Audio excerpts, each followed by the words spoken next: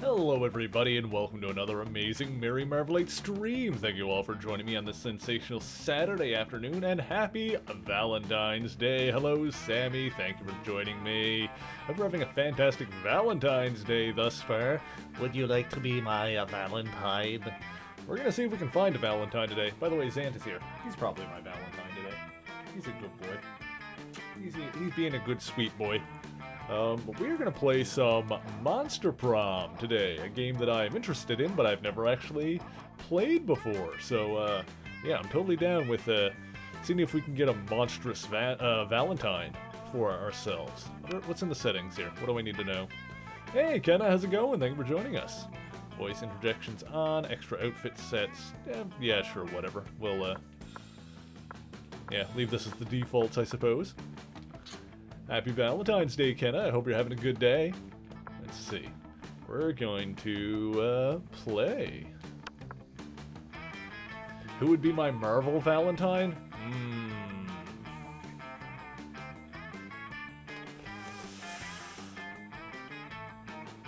She-Hulk.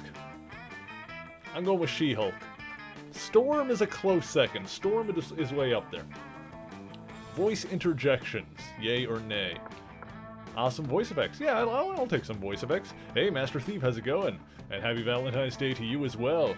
Looking dapper? Why, thank you, Ken. I'm glad you think so. This is the look I've pretty much settled on going forward. I think it's a good one. Awesome voice effects. Yes, I wanna hear some voices. We're gonna do one player because I'm sad and alone. I mean, because I like single-player games, and we are going to play this with just me. And also, Zant doesn't have thumbs, so he can't really join in games. First term. Oh yeah, we gotta do second term. Oh yeah, this is like the DLC they added. Well, obviously we've got to start with the first term. I think this game is kind of short, like for a single playthrough anyway, so we'll probably do the second term after the fact. Yeah, see, this full game is only about 60 minutes, so we'll probably do a couple of runs of this today anyway.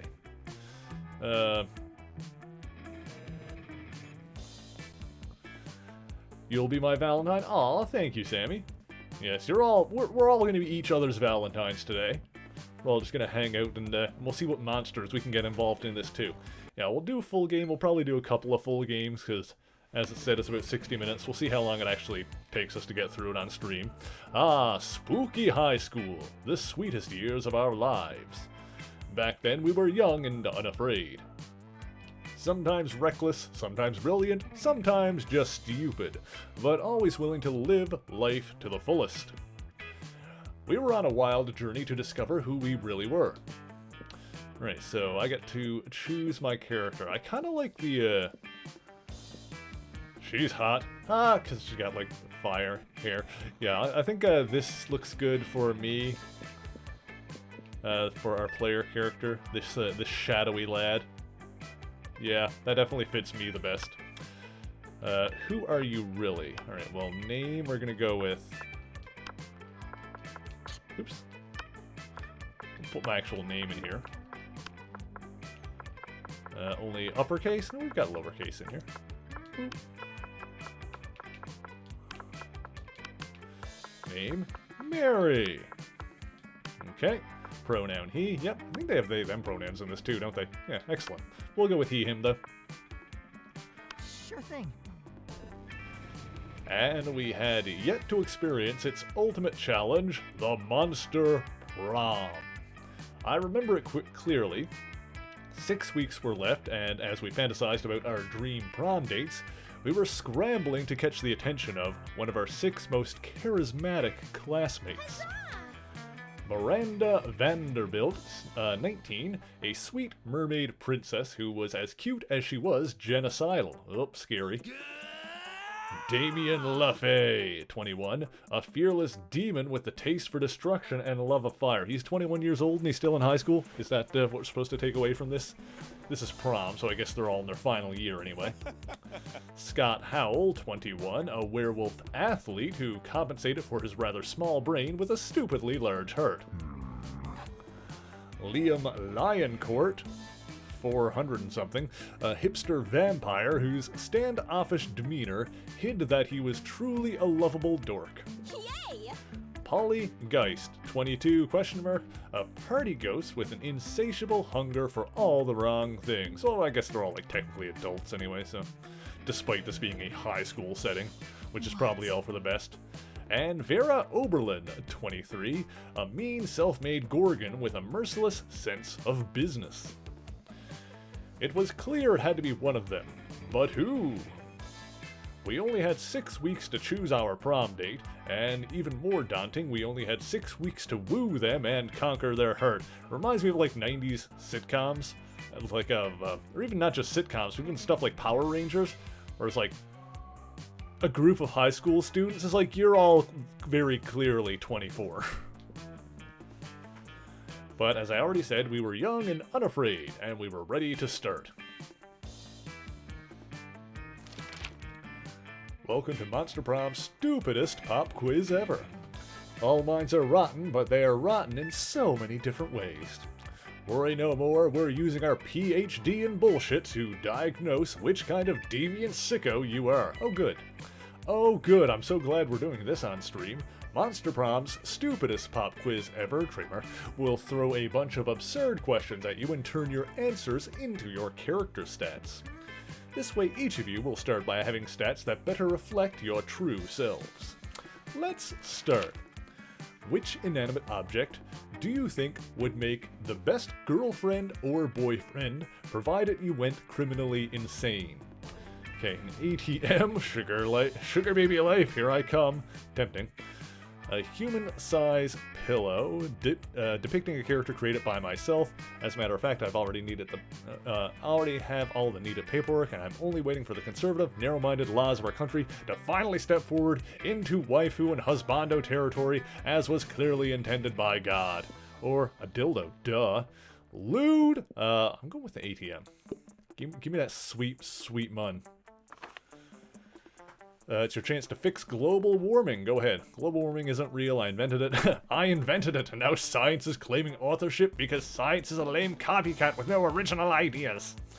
It's time to be a real hero. I'll lead a mission to the sun in order to invite the sun to the party of its life. We'll have so many hilarious misadventures that the sun will eventually become cooler. The world is doomed, but I'll start investing in ships and start a profitable business for the soon-to-be-covered by water world. We'll go with this one. We'll party with the sun. So, fun. What would be the most appealing in a love partner? A very tsundere personality, a big horn, taste for party, kawaii eyes, sharp wits, soft fur. The horn is tempting just for the sake of hilarity, but I think we're gonna go with wits. The fur sounds cute, this being a Monster Prom game. I'm not a furry, I swear! Depending on who you ask. Yeah, we'll go with the sharp wits.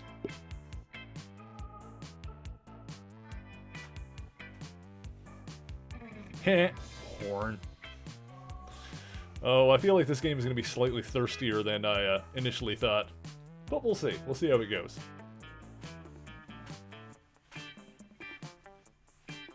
At least the soundtrack is grooving, I'll give it that.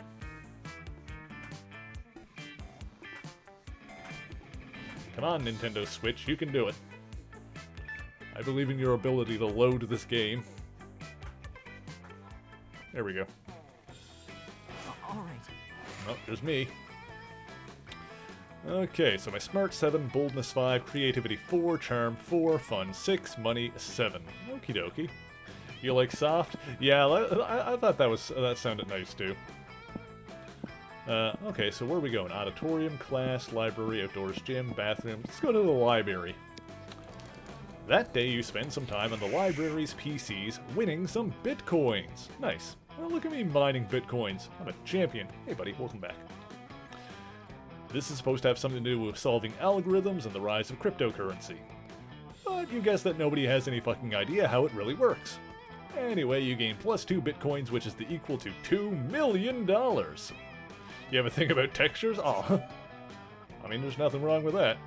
Which, unfortunately, is equal to 2 monster dollars, so plus 2 money.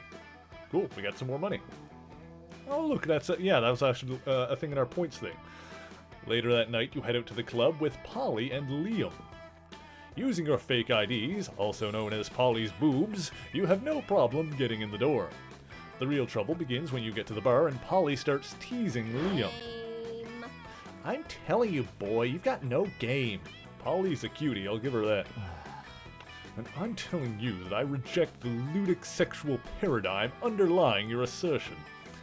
All I'm saying is that if you're really as cool as you act all the time, you should have no problem getting digits from that gender indeterminate locust swarm down at the end of the bar.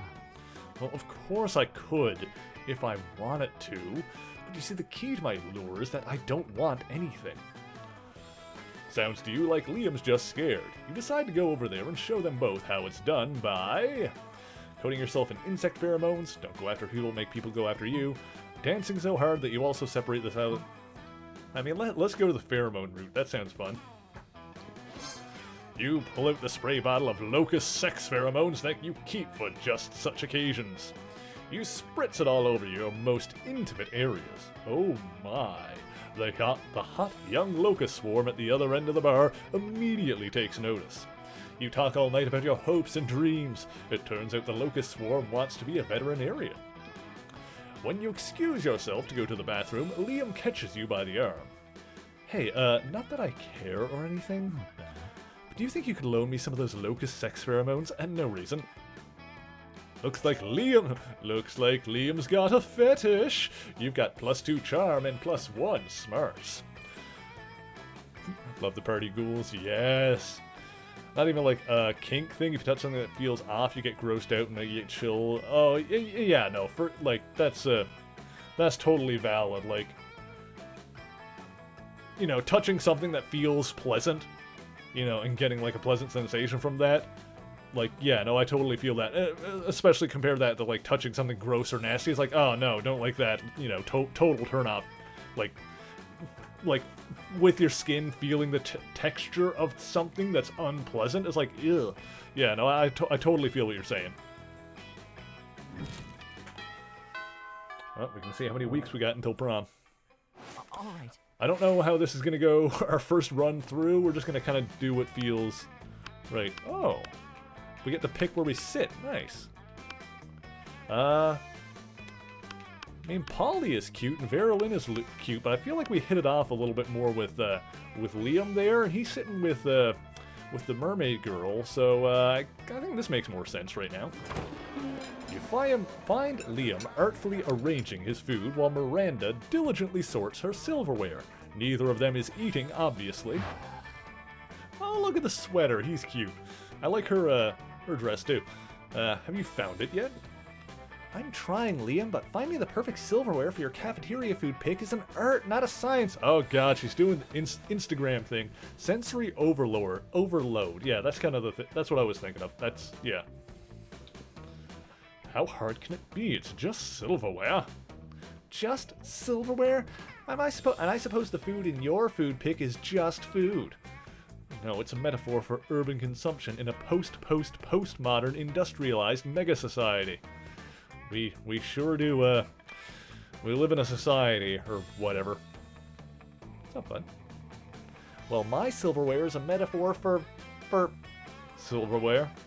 Yes, is that not enough? Overlord, yes, I am the Sensory Overlord. That's your supervillain name now, Sensory Overlord. It's more than enough, but can we hurry it along? The lightning is perfect right now, and I don't want to lose it. You're a bit of a silverware aficionado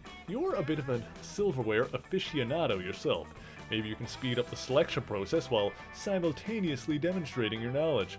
Gonna be lurking? No worries, cat. Thank you for popping in. Thank you for lurking. Let's see.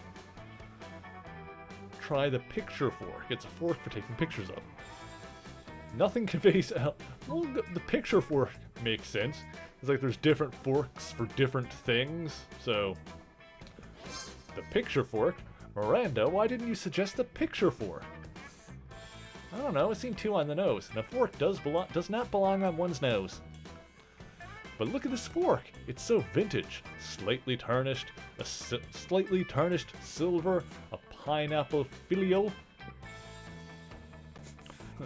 Dr. Doom, child's play. The true villain is sensory overload. Yes. Yes, it was manufactured thusly by the palace quaintsmiths. Don't tell me that. It makes it less authentic. Just place it in the correct location for my food pick. Very well. The correct location is across the plate, as if left haphazardly while enjoying a delicious meal. So nonchalant, I love it! Liam's so impressed with your selection, he spends hours with you after lunch, picking out filters. You miss class, but it's worth it. I feel like we're really hitting it off with Liam so far. We'll see if that continues to roll. Oh, okay. Where are we going? Well, it's evening now. Let's go take our evening wee. Show me that money. Oh. It's a cat girl. You know, like a shop. Welcome to my little shop. Buy some shit. I have shit that'll boost your stats, shit that'll lead you into stupid new adventures, even some shit that might be much needed at some very specific moments. So take a look. Alright, what do we got here? High school social life is so hard nowadays that hiring a PR agent is totally a thing. Oh, PR agent? Okay, we've got a Russian novel with an insightful approach to universal matters such as love and death. You sure about this? You can always use Wikipedia to get the general idea and still be able to act as if you've read it. A sexy fake Latin accent.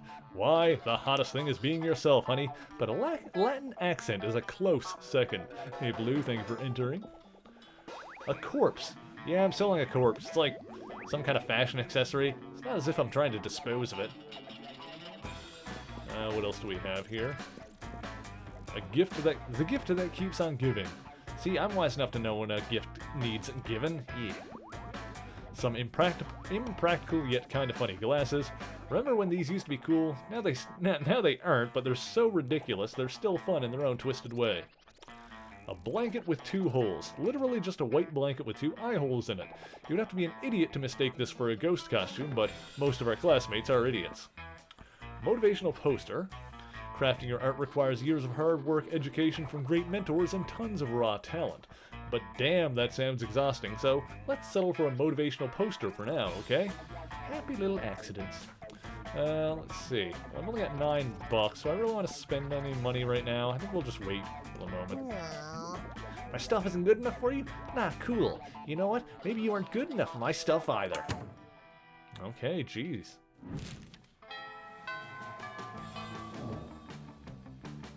All right. Oh, I see. Right now, now the cat girl is in the gym there.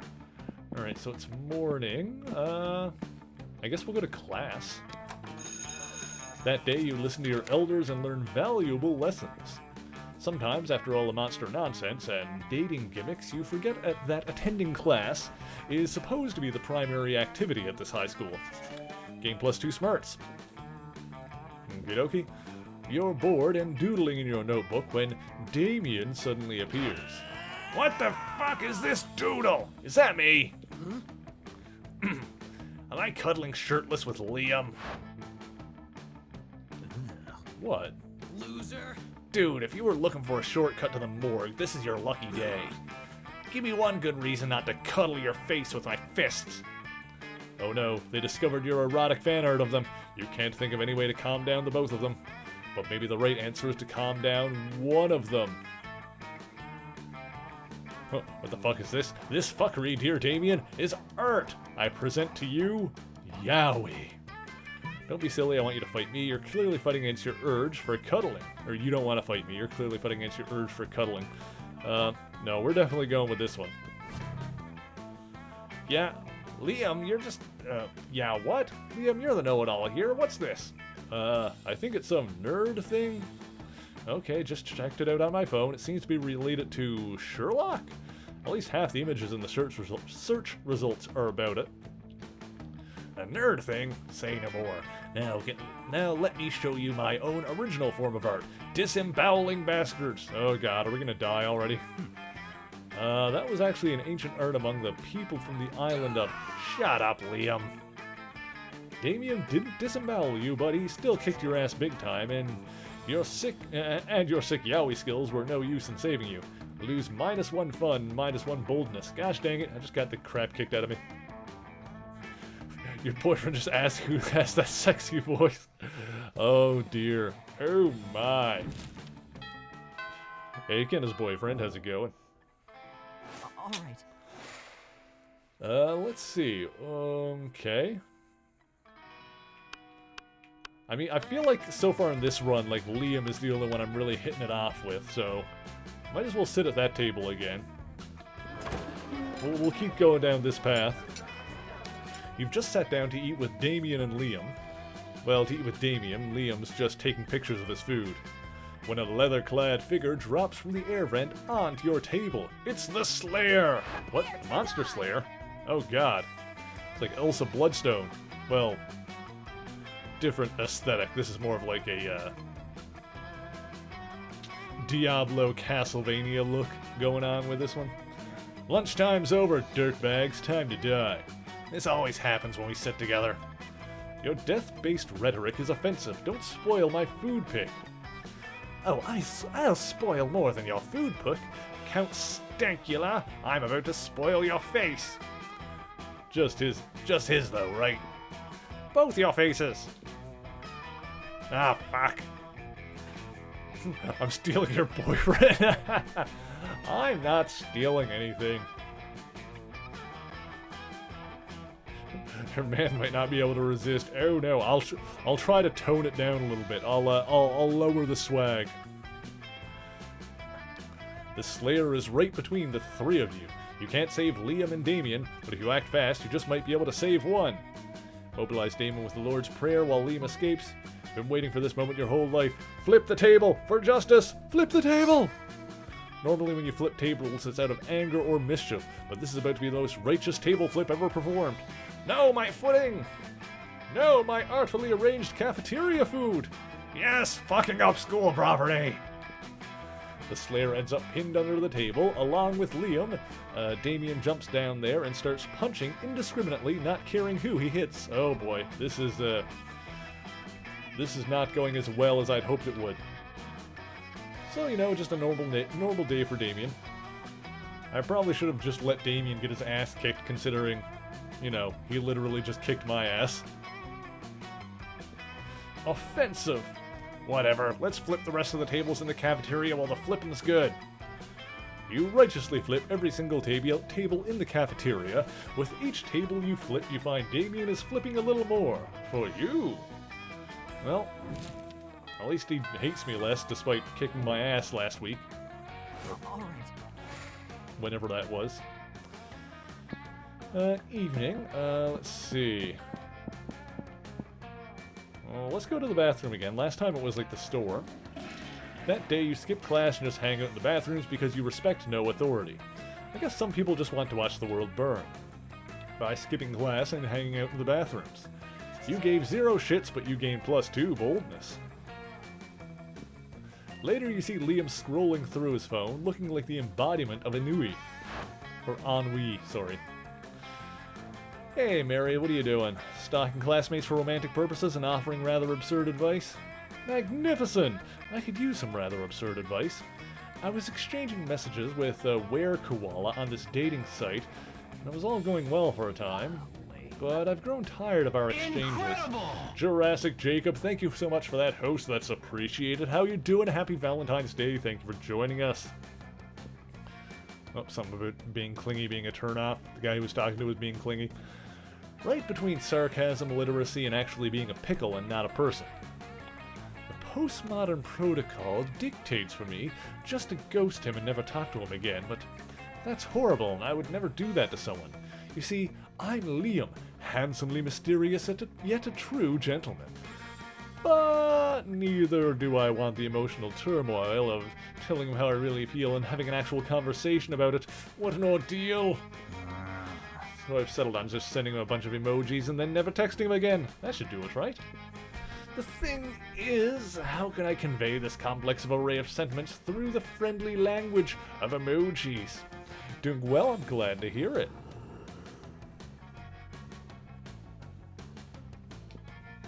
This is your time to shine. Show Liam you excel at complex sentiments so that he might someday feel like sharing them with you.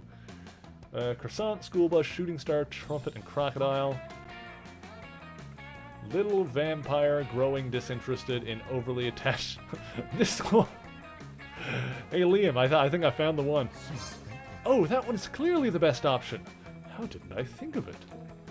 Which version should I choose? Little vampire growing disinterested and overly attached were-koala, or little vampire with a silly hat growing disinterested and overly attached were-koala? Maybe the silly hat is not suited for the situation. Let's go with the classic. Okay, just sent it. He texted me back. Let's see. Oh, the were-koala being understanding of the vampire's feelings and respecting them, even if they're a bit hurt emoji. I'm replying back with the formally grateful and ready to move on poop emoji. Look at this, he just texted me with the emoji that's waving his hands like he's saying bye with an expression that says he's going to break all bonds but without being resentful about it. Perfect, we solved this as a team. Cheers to us. Hell yeah, Liam. Fist bump. And cheers to the creative people that have turned every complex feeling and scenario into a friendly and colorful emoji. You gain +2 charm and +1 creativity. So I mean, I guess we're well on the Liam train at this point, aren't we? Alright, I guess we're gonna try and smooch Liam. Let's see, so it's the morning. We'll do our morning class. That day you received that day your teacher delivers an amazing and creative performance that blows all your minds. It ends up being a sensation on YouTube. Your teacher gains +10 coolness, but who cares? He's not trying to romance your classmates. Or is he? We hope not. Oh, and you gain +2 smarts. Hooray! You see Liam staring at a cell phone, sighing deeply. Maybe one of his favorite bands signed into a mainstream record label, or the exact shirt he's wearing is featured on a magazine cover. You decide to check in with him. You know Star Kicker, that vile website where people crowdfund projects not good enough to get real investors? Wow, thanks, Liam. Do you not know why you exist? Well, today I found something of some interest. A time machine, I mean. It's clearly another terrible overpromise that will be released at least a decade after the due date. And in the end, it'll be way shittier than promised, like a toaster attached to a clock. A toaster attached to a clock? Genius! You discreetly write that idea down in your $1 million notebook. Let's see if you can beat those guys to market. I mean, toasters do kind of have a timer on them, like, already. Like, I don't remember where I saw it. Like, it was, you know, meme-y thing somewhere where, you know, someone basically saying it blew my mind when I realized that the dial on the toaster is a timer and not a level of toastiness meter. Well, I mean, it kind of works as both. Anyway, thinking about toasters. But I was sighing deeply because I couldn't help but think, supposing I were to acquire such a machine, I wonder, where in time would I go? 3.85 billion BC, so you can be into existing before it was cool. Everyone knows the dopest time in monster history was 1925, specifically June 26th, 2 a.m. to 5 a.m. I don't understand the reference. Anyway, we'll go with the, he's the hipster vampire, so. Ah, dang it. 385 billion BC, billions of years before anyone evolved into worthwhile opinions. How can I be ahead of the game if there's no life on the planet to see how ahead of the game I am? How can I show what a unique individual if I'm the only individual? How can I be a brooding loner if there's no one to see me brood? It's like that old adage. If a vampire is trend-setting in a desert, but there's no one around to see it, is a trend even set? You try to correct his memory about the adage, but you've probably pissed him off enough already. You lose -2 smarts and -1 charm. Well, clearly we've just screwed the pooch on this whole thing. Gosh dang it. Oh well. All right.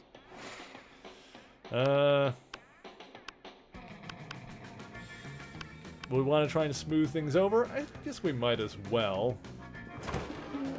As you approach your chosen table, you see Liam carefully framing his artfully arranged jelly dessert for a transcendent food pick. When... Food pick! Ride those picks to victory! What? What does that even mean? When I say food, you say pick. Food? No. Food! Stop. 2, 4, picks, 8. Food we do appreciate. Food picks, go! Cease this incessant chanting this instant. What? I'm trying to help you take the best food pick. You've been trying to take this food pick like 20 minutes now. You had to snap a pic so you can eat your tasty food. I don't eat, Scott. I only order this food so I can take pictures of it. And you're not helping. Oh, bro. I know. My cheerleading just isn't good enough. What I need is a cheer partner to take me to the next level. No, what you need is a swift kick in the... But it's too late. Scott's already chosen you as his cheer partner. Now it's up to you what the two of you will do. Gotta pick Liam up, toss him in the air. It's the only way to really amp him up. Liam's food picks are art, so we've got to use art to cheer him on. The quiet art of mime. Mimery! You lead Scott in a totally artistic, totally silent mime cheer that involves an invisible rope, an invisible dog sled, and an invisible hot dog buffet. You eventually leave Scott trapped inside a tiny box and move with Liam to another table. Thanks for saving me from that. True food photography, or as I call it, la photographie des aliments, cannot be rushed. Are you sure he's okay over there in that box? You're pretty sure he's fine. You let him out at the end of the lunch, and he licks your face. But most importantly, Liam tags you in his triumphant food pic. Is this real life? Is this gonna be forever? All right. Alright.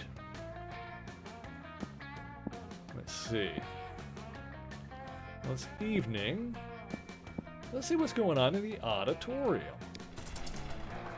That day, while rehearsing for the class play, it's as though the muses themselves have descended to give you a figurative blowjob. Your performance is intense and inspiring. It will be remembered for generations, which is pretty rad by high school play standards. Give +2 creativity. In the middle of everything, a portal opens up and swallows Vera, Polly, and Liam. You dive in to rescue them and straight into the season finale of the Interdimensional Bachelor! Oh, good lord. Help! I'm in danger of spraining my eyes from rolling them so hard. Yes. Oh my god, we're on a game show? Yes, indeed. Tonight you three will answer a series of trivia questions. Whoever gets the most points becomes I'm gonna win. I don't even care what the prize is. Your what? Your wife? What a revolting premise. So you're saying we're supposed to respond to a series of questions and scenarios, our answers to which will make us more or less likely to achieve a romantic outcome with you. That's extremely problematic. I can't think of anyone who would ever want to play such a tawdry dating game. Everybody stop raising the reasonable concern so I can hear the first question. That's the spirit. Question number 1. Describe your ideal marriage proposal. But before Polly can answer, you buzz in yourself. Now's your chance to give the answer that will end the competition and send the prince packing.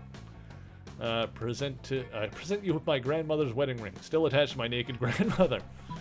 Jaw unhinges, bees pour out. Oh boy. Bees! You unhinge your jaw and unleash the bees. Wait, why were there bees inside your mouth? You fool! The childish prank has destabilized the fabric of this pocket dimension. It's coming apart around us. Ah, help! My shoes are turning into lizards. I like those shoes. What's this? All the money in my wallet is turning into moths. You'll pay for this. No part of me is turning into animals, but I suddenly care about things? Oh, this is all your fault. Why didn't you just answer with words? Why did it have to be bees? Hey, Tony, how's it going? But you can't take back the past. You spend the next 1,000 years traversing various horrifying dimensions with the prince and your 3 pissed-off friends. No time has passed when you return home, but you'll never forget, and Liam, Vera, and Polly will never forgive. You lose -2 fun and -1 charm. Well, that didn't go well. It's almost like unhinging my jaw and releasing a swarm of bees was a bad idea. All right. That was my answer to everything, though. I'm Dr. Bees. What's going on here? That day during recess, you start a half-hour rave that goes full crazy. I have no idea how it escalates so much, but at one point there are like 300 people. Someone summons demons from a nightmare dimension. The consequences might distort the fabric of reality itself, but who cares? It's a rad party. You gain +2 fun. Nice. Liam doesn't participate in the rave. He's busy sunning himself. In the shade, inside a coffin, he calls it sunning himself because he thinks it's ironic. Also, interestingly, like, even though, like, at no point did I make, pick out Liam specifically and say, Liam is my dude, like, it just kind of, like, started rolling that way, and, like, the game, like, keeps, like, telling me what Liam is up to. So, interesting in that regard. Like, once you start on a route, the game kind of, like, directs you towards that, it seems like, and keeps giving you opportunities to interact with whatever person that, you seem to be hitting off with so far. Without warning, the Slayer sprints across the yard, throws the cover off Liam's coffin, and starts taking pictures with her phone. Prepare to die! Oh, jeez. Ha! Everyone looks ugly when they've just woken up. I'm gonna post these on my Instagram. You psychopath. No! Stake me in the heart, bathe me in holy water, just whatever you do. Don't post candids of me on your benighted Insta. Oh, it's happening, suck boy. What you gonna do about it? You're not close enough to stop her, but you are close enough to tell Liam what he should do. So, do they call you suck boy because you're a vampire, or is that, No, never mind. Critique her fashion sense. Banish her phone to the hell dimension. Banish her phone! Normally I don't do this, but you've left me no choice. Telecondemnation! A mangled red hand erupts from the earth, snatches the Slayer's phone, and drags it underground. No, my contacts! Well, that's alright, I'll just get it all back from my iCloud backup. You're forgetting something. iCloud doesn't work. In hell. No! Apple, why have you not yet conquered the afterlife? A troubling question indeed. The Slayer fees and you buy a new phone while you and Liam high five. You gain +2 fun and +1 creativity.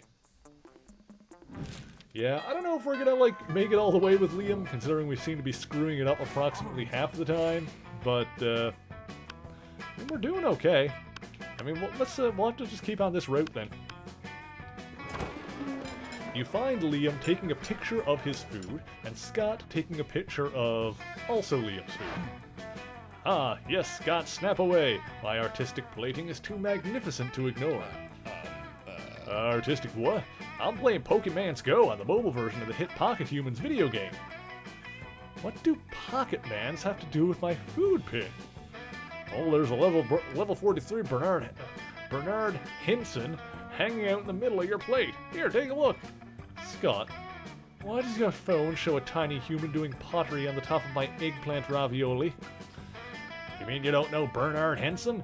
He used to be a chartered accountant, but now he's decided to pursue his dream of being a world-famous potter. That major life change has made him super rare. Pocket humans have almost never followed their dreams.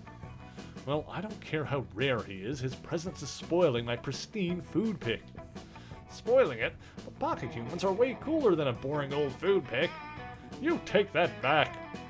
Uh-oh, tempers are running a little high. Looks like it's up to you to settle this dispute. Scott's right, Liam.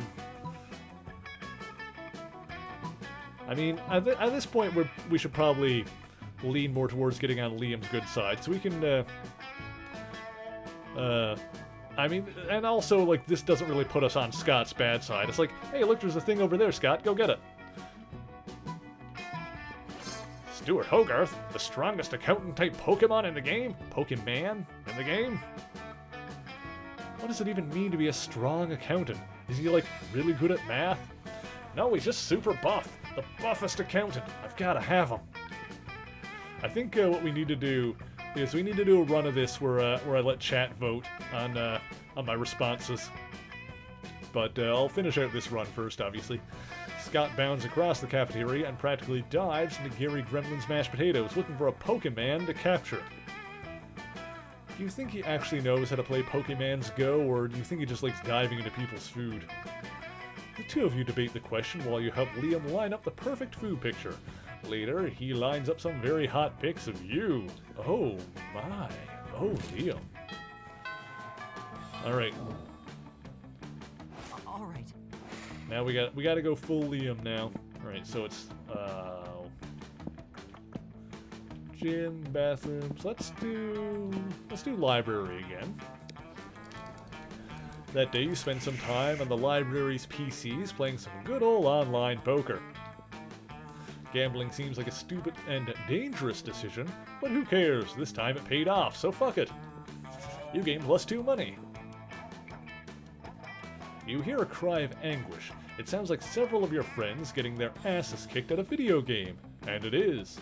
You find Scott, Damien, Liam, and the Slayer. They're playing Federation of Fables, the infamous super competitive MOBA. They spot you. Yo! Hey you, Mary, we need your help. We can't let these noobs win. It's true. This is so serious that we put our feud aside to team up against a greater evil. 13-year-old brats that think they're better than us at FOF. Yuck it in a bucket. Heh. We're kicking their asses, but their juggler used a super special kill on our mage that cursed him to roam the desert for 40 years. In real life. FOF developers are crazy as fuck. This game is insane. We need to destroy their base soon or we'll lose. I know I keep like changing some of the voices, but trying to differentiate it when there's like more than one person in the scene. Or, you can trust me, I'm playing Wally Rex the Dino Diplomat. I'm in negotiations with one of them. If we reach an agreement, this senseless bloodbath will end in a peaceful truce. We need to destroy the base before Liam does his lame diplomatic thing. I'm Joe the Hole Digger. I'm digging holes to see what happens. I might find a bone. That won't help us in any way, Wolf Boy. Not if I can find a super cool bone. Not if I can't find a super cool bone. Come on, Mary, join in this alliance. Let's fight the good fight.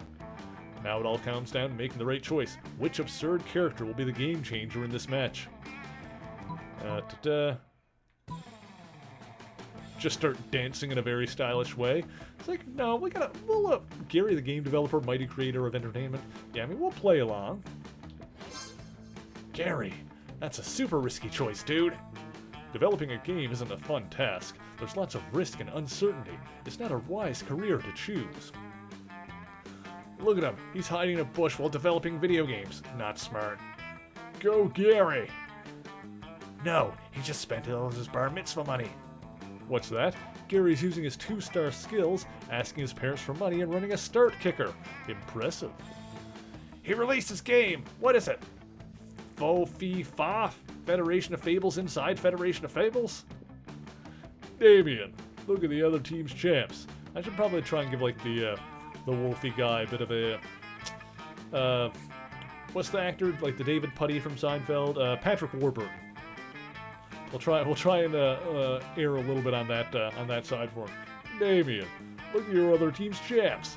They're starting to play Fo-Fi-Fo instead of trying to destroy our base. Whatever. Whoa, they're leaving behind any drive or direction in life just so they can focus on F-O-F-I-F-O-F. Guys, their base is open. Let's go. Who knew? Gary is a badass motherfucker. Yeah, Mary is the real deal. Everyone is so stoked for the victory that they forget a classmate of yours will be roaming in the desert for 40 years. But you gain +2 fun and +1 smarts. I like the smarts and fun. Week 5, morning. All right. All right. Okay, I guess we'll do morning class. That day you learn tons of spells that are all cool as they are seemingly useless. A spell to renew Sticker's stickiness. A spell to turn chocolate and vanilla ice cream into vanilla and chocolate ice cream. A spell to gain +2 smarts. You actually use that last spell and you gain +2 smarts. Scott strolls by, happily munching on something. Liam gapes at him, appalled.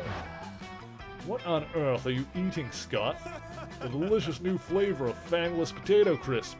Maximum ultimate double barbecue massacre. Really? 'Cause it looks like raw severed goat head inside a cardboard tube. Oh, yeah, I guess it does. Could have sworn it was potato chips. Still tasty, though. Tasty? Tasty? Does wanton environmental destruction sound tasty to you? I don't know. Isn't that a kind of jerky? No, Scott, don't you realize that in order to harvest these goat heads, Fangles and Co. decapitate millions of innocent goats every year? But what do they do with the bodies of the goats? Nothing. It's a horrendously wasteful practice. Oh no. All those poor headless goat bodies, running around and bumping into things. We have to stop them. Wait, really? I was just trying to make you feel guilty. I didn't actually have a plan of action, but if someone were to suggest one... Assemble an army of vengeful undead goat torsos, or write an extremely mean blog post. We've got to go for the undead goat torsos. Ah yes, necromancy, the ultimate tool in the protesters' arsenal. Ooh, can I ride a goat? Can I? Of course you can ride a goat. In fact, given your size, you'll probably need to ride several. I love the werewolf dude's facial expressions. It's pretty great. What, several? Is it a really big goat? No time to explain basic concepts, Scott. We've got an invasion to orchestrate. As long as you're reanimating things, you reanimate some severed goat heads too. They'll eat anything, which totally helps you clean your room. Gain +2 creativity and +1 smarts. Alright, now we're on a roll with this. Okay. Alright. Well, obviously we're going to sit down with, Liam is over here with Polly, so... Polly's cool. You find Polly and Liam eating as usual, you know, because they're undead. You know, the food in this cafeteria really is atrocious. It's hardly even worthy of my Instagram. Haha, what? I don't even eat the food. See? This is exactly what I mean. We can do so much better than these subpar culinary abortions. Oh, I see what you mean. You mean the two of us should have a cook-off. What? No.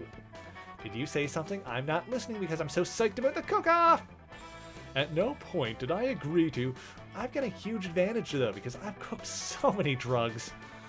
Oh, you think you've got the advantage, huh?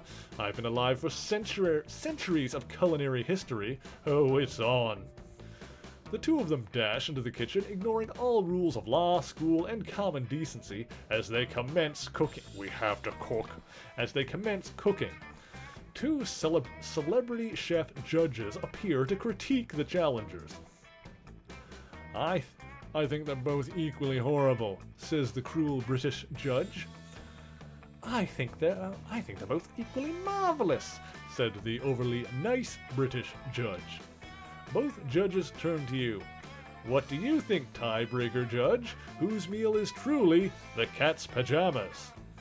Liam's, because I think that glass jar of fresh human blood really goes to the parsley he's sprinkled on top.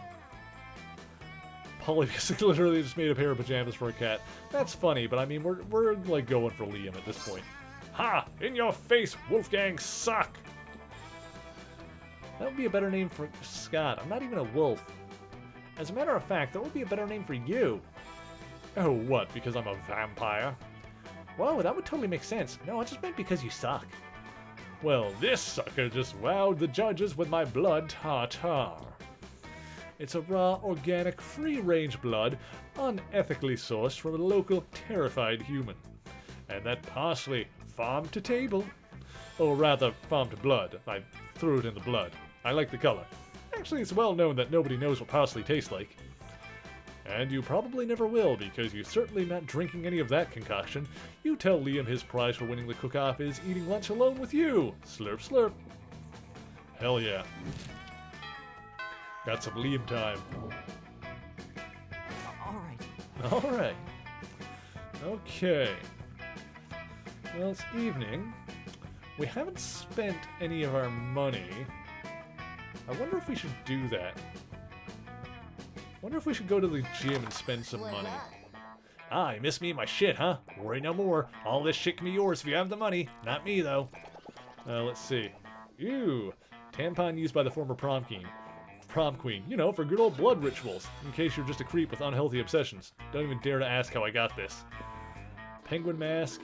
Want this, you sick pervert? I had no idea you appreciated the good old reverse Romanian Wilkinson. I must admit, it's kind of hot. You're into that kinky shit. Oh, God. Some funny glasses. Gift that keeps on giving. Well, that's $5. How much is this? That's only $1.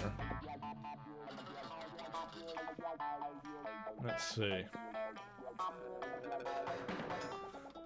This one is $5. This one is $5. I mean, Liam's a vampire, so let's just buy this for $1. Oh crap! I meant to like buy some more stuff. Ah, dang it! I wanted to buy the 2 book things. Oh well. All right. Whatever. Actually, maybe we'll do that now. She's like in the library, so let's go do that. Hey, stranger. Assuming I can.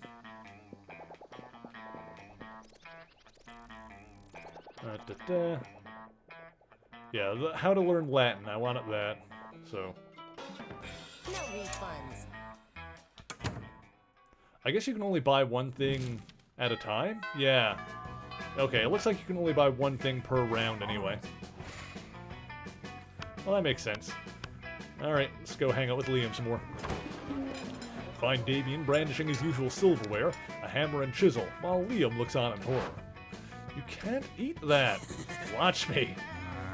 First of all, it's made of one seamless piece of obsidian, so it's low calorie. And second of all, it's a lich's phylactery. Part of this balanced breakfast. It's lunch. You're just jealous. No, I'm nervous. Nervous that you're going to eat that, get possessed by a lich, and kill us all. Well, I'm nervous that that's not going to happen. Looks like these two are at an impasse. Maybe you can solve the dispute and score some romantic cred at the same time. Make him eat it? No. Damien, don't eat it. You won't have room for all these baby seals I brought you. Baby seals? Give them to me. I can already taste the cruelty. Mary, you scoundrel! How could you substitute wanton irresponsibility for animal cruelty? You quietly explain to Liam that the baby seals you're feeding to Damien aren't really baby seals. Hey, these are just seal-shaped beanie babies stuffed with tofu and pig's blood. Good thing you always keep a sack of baby seal decoys in case of killer whale attacks. I applaud your craftiness and your high regard for animal life. Let's go return this phylactery to Larry's crypt together. It ends up being the third most romantic night you've ever spent in the crypt. Score! I think this is going well. I think we've managed to turn this around a little bit. All right. Okay. Well, there doesn't appear to be anything we can... there's no store here to buy stuff from. I guess we'll go to the library at night. Or we can do like a night class. Yeah, we'll do library. Ooh! Super Benito Brothers. That day you spend some time on the library's PCs, managing your start kicker. You deceive lots of people with sensationalist video and impossible promises. Nice. You gain a lot of money, but almost everything goes to cover costs and you keep only 2 money. You're casually reading the latest issue of Monster Magazine when you are rudely interrupted. See, even Mary, a sensible monster with a good head on his shoulders and at least some smarts, is reading Monster Magazine. Yeah, and that's bad, because, oops, oh, I can see, like, my progress by hitting the trigger. Because we're warriors, we need to fight. Scott takes the magazine from you and punches it.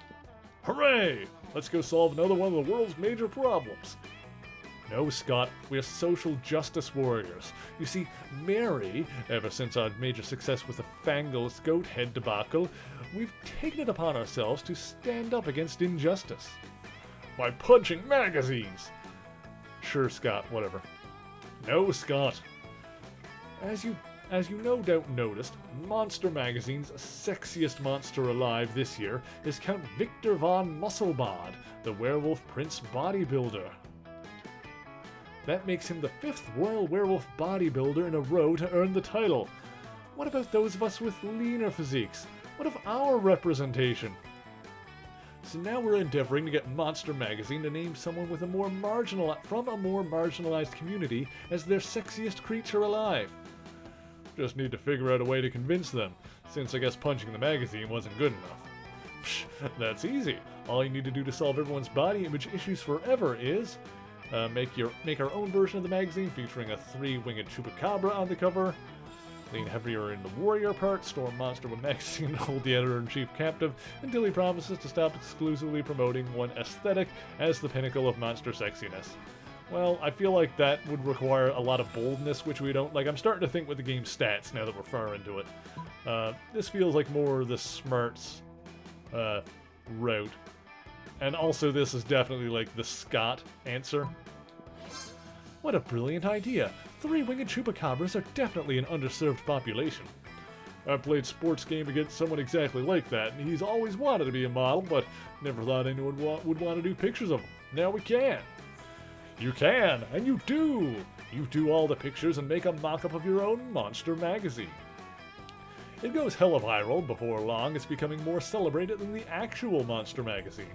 Pretty soon after, you get a letter from the editor-in-chief officially admitting defeat in the face of your superiority and relinquishing his magazine and headquarters to you. Sweet! Now you have a magazine, which immediately brings you +3 money. Oh, look at these cuties. Hey, I know you're about to move on to your next misadventure, but I just wanted to say really quickly, as pretty much the only girls in the school shaped differently than the rest of our classmates, it's really nice to see a 3-winged chupacabra celebrated over a royal werewolf bodybuilder. It gives us hope too, you know? Aw, that was actually really sweet. The Coven is so much cooler when they're not babbling on about that end-of-the-world bullshit and expecting your help with it. It's way more fun to interact with your classmates when they're complimenting you instead. Hell yeah. The Monster Prom draws near. Oh dear. Who will you ask to prom? Okay. I mean, Liam is the only one we really made any headway with. None of them! I'll go by myself. Yeah, Liam's the only one we made any headway with, so let's give it a shot.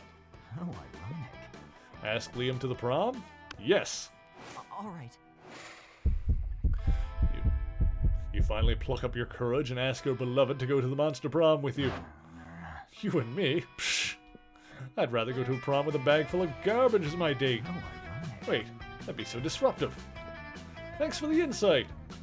I'm a bag of garbage, though, Liam. Now, if you'll excuse me, I have a bag full of garbage to court. The shame of your constant failures was so great that you secluded yourself in your room for years and officially started dating your own pillow. Waifu life forever. Oh, dang it.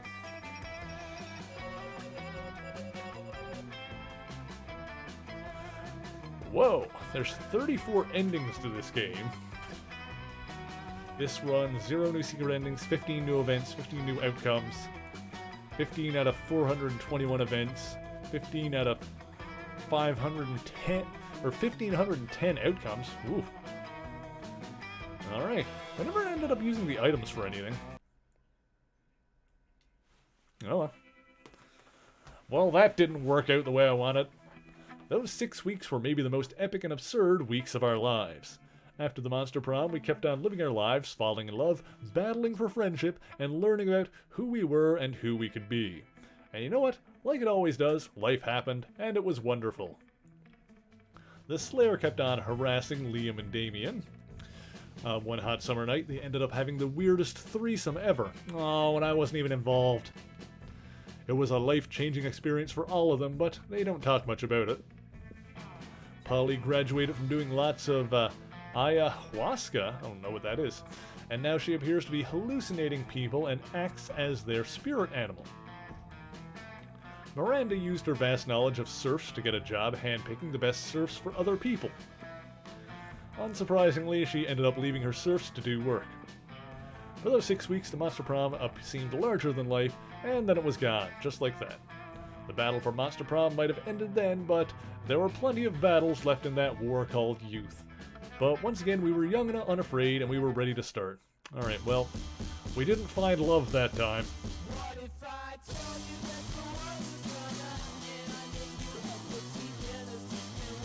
Alright, well that was our first run. And yeah, that was about an hour on the dot. The game's, the game's estimation of time was pretty much on the dot. Which means we've got time for another couple of runs.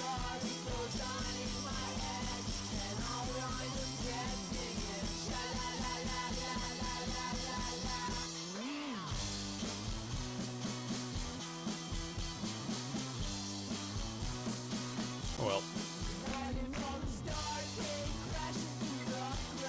Maybe we'll try like another run with like a different character. We'll try going a different route. I mean, we'll just kind of feel it out and see how we go.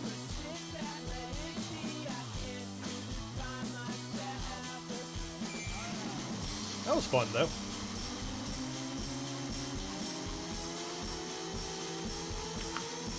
It must be tricky to actually, like, end up getting a date, though, because I felt like we were doing okay with Liam, but, I mean, we did screw up a few times, so...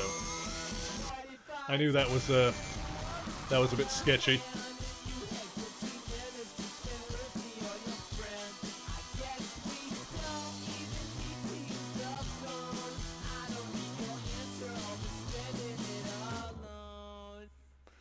Alrighty, well that's our first run. Our first run into failure. Failure and loneliness. Just unlocked an erotic fanfiction about dragons. This is about to get weird. Dragon Heat. One night. No limits. I'm into it. Unlocked new images in the gallery. What do we got in the gallery? Let's look at the gallery. Endings. Aww. Let's see. Polaroids. Huh. More art. Ooh. Oh, they got like fan art in here. That's cute. Oh, monster sonas? That's neat. Oh, that's cool. All right, let's go back.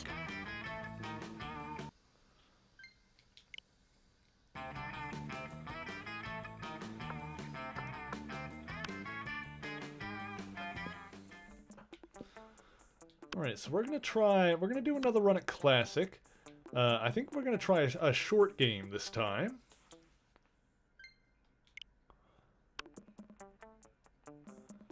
Sweetest year of our lives, back to we're young and unafraid. Blah blah blah. On a journey to discover who we really were. Well, I think what we're gonna do this time is, I'm gonna be this guy, named Green. This time I'm going to, let's see. This time I'm going to start throwing, because we're doing the, I'll do a short one. Oops. Yes, this is what I wanted. And this guy is going to be chat. And I'm going to ask chat what they want to do. And there's going to be they, them pronouns because, you know, multiple people in chat. Sure. Sure. And, okay. Yes, actually, before we do that, I'm just gonna take a quick break to stand up and stretch my legs, just because that was a lot of talking. So we'll be right back in a moment. Had to spend the night in a police station before social services could collect them in the morning, but to spare them that, Nitrous unmasked, revealing her name to be Jessica Jones, and that she had references with S.H.I.E.L.D., so she could look after the two kids for the night. Thoroughly impressed by her compassion, Luke went to Jessica's apartment to dress her wounds from the battle and to keep her company. While Jessica retired from superheroics, the two maintained a friendship until years later, Luke and Jessica hooked up for a one-night stand. This dalliance resulted in Jessica becoming pregnant, which caused Luke to confess his feelings for her, and the two moved in together. It was around this time that Luke's superhero career advanced to the next level, when he joined forces with the newest incarnation of the legendary team, the Avengers, and fought alongside Earth's mightiest heroes, such as Iron Man and Captain America.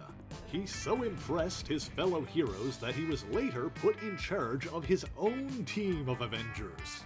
And so, Luke and Jessica's daughter was born in Doctor Strange's Sanctum Sanctorum, surrounded by Earth's mightiest heroes. The child was named Danielle Cage, although if Iron Fist asks, she's absolutely not named after him. In order to make sure their daughter had the best life they could offer, Luke and Jessica made their union official and the two were married. Even as a husband and father, however, Luke Cage has continued to fight against evil and injustice as a defender of the innocent and one of Earth's mightiest heroes. And that, my friends, is the history of Luke Cage. Greetings, true believers, and welcome to another immortal episode of History of the Okay, and we are back. Yeah, I just wanted to take a second to stand up and suck on a pickle and get some, or use the washroom rather. Okay, so this time I'm gonna let chat control a lot of this. We'll see if you guys can do a better job than me. 3 weeks were left as we fantasize about dreams of prom dates. We're all scrambling to catch the attention of one of our 6 most charismatic classmates. Alright, so we got Miranda, got Damien, Scott, Liam, Yay! Holly, What? and Vera. I like Vera. Vera's cute. Didn't interact with her much in the last run. I just like her aesthetic. Alright, young and unafraid. Alright, so we had to do the quiz.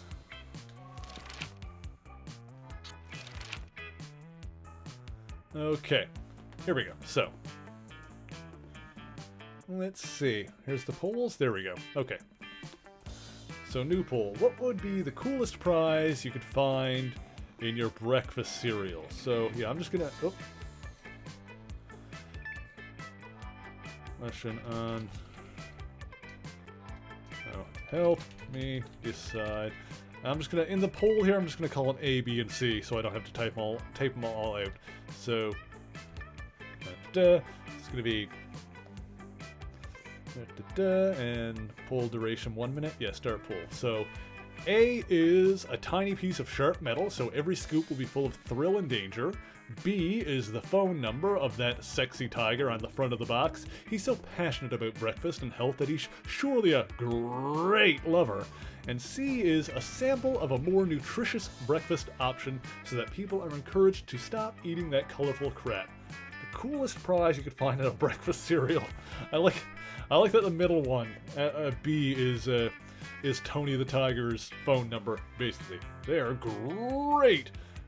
The guy that voices Tony the Tiger, that he did back in the day, has an awesome name. What was his name now? I do remember it's also the same guy that does the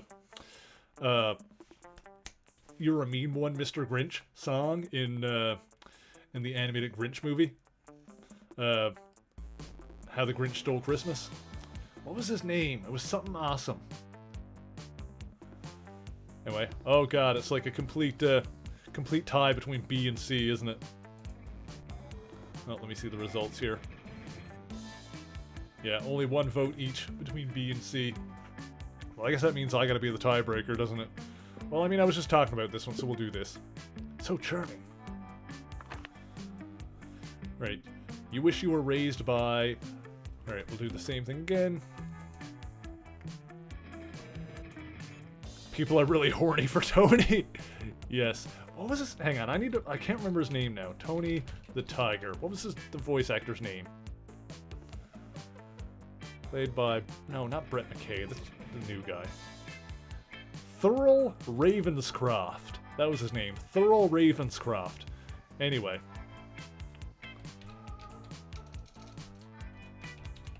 Decide! Be A, be B, it's gonna be C.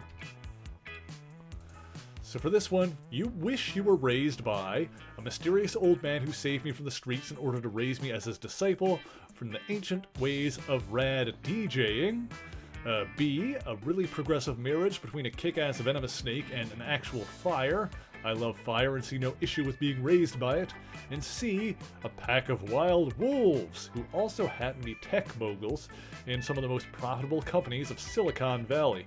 They would be kick-ass role models and wild wolves. Sick! Alright, so you wish you were raised by...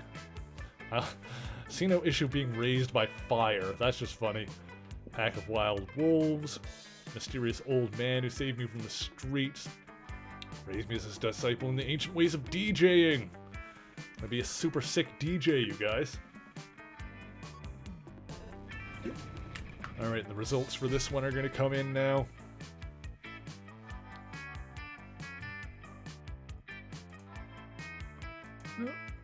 Oh, let's see.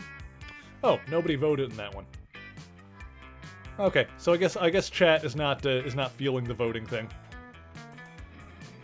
All right, well maybe we'll do something different then if chat aren't feeling this. I thought you guys might be into it, but I guess not. Let's see. We'll do a different route then. Oop.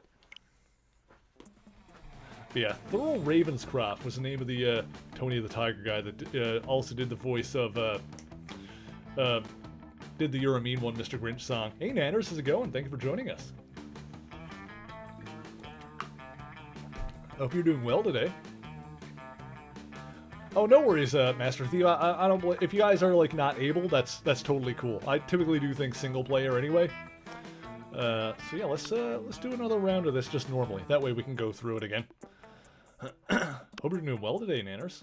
Yeah, let's do another run of first term, and then after we do the after the halftime marble show, we'll try the second term DLC. So we'll do another full game. And let's see. We can skip this part. Let's see. This time... Let's try the fiery lady. I don't think this actually makes a whole lot of difference in your... no, we'll stick with the... Because this is supposed to be me, right? So we'll just stick with the with that. Maybe we'll try to pursue someone different. Yeah, we'll do it that way. I think I'd rather do it that way. So we'll be me again. All right. And yet to experience this ultimate challenge, the Monster Prom. And yes, we've done this already, so we can skip ahead through this now. Alright, but I assume the pop quiz is going to be different every time anyway, so... Let's see. Democracy is just broken. What would be the best way of choosing your leaders of a modern society? Whoever can play the most heartbreaking violin solo. Whoever puts the candidates, put all the candidates in an empty room with a wild grizzly bear. Whoever kills the bear should be our president. If everyone dies and it's obvious, the bear should be president.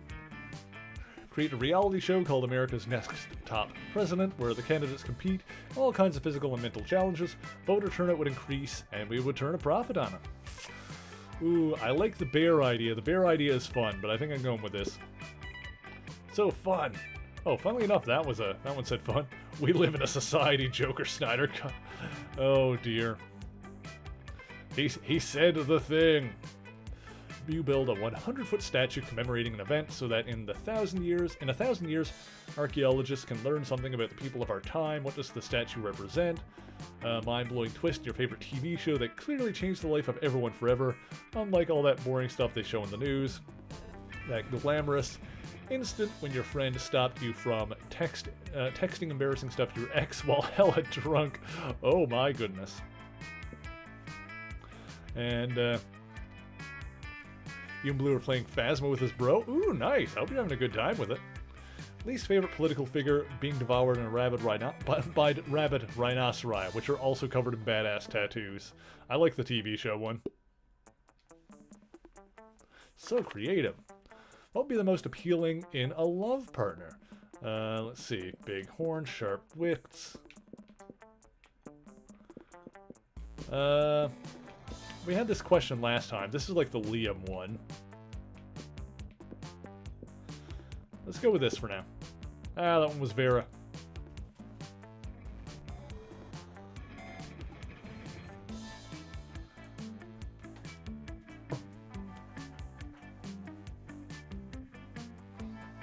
Do we want to go after Vera this route and see what happens?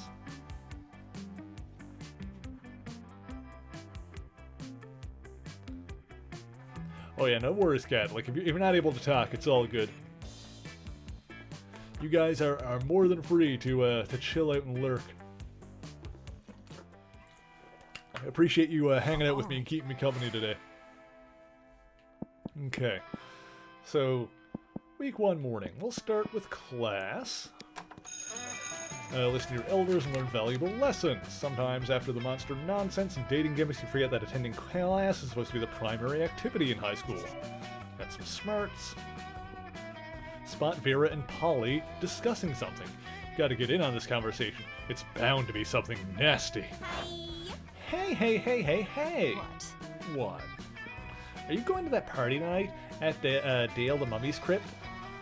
The dog star is aligned with Venus on something, so his parents are beings of pure energy for the weekend. He's got the place entirely to himself. I might stop by. Hey. Yeah!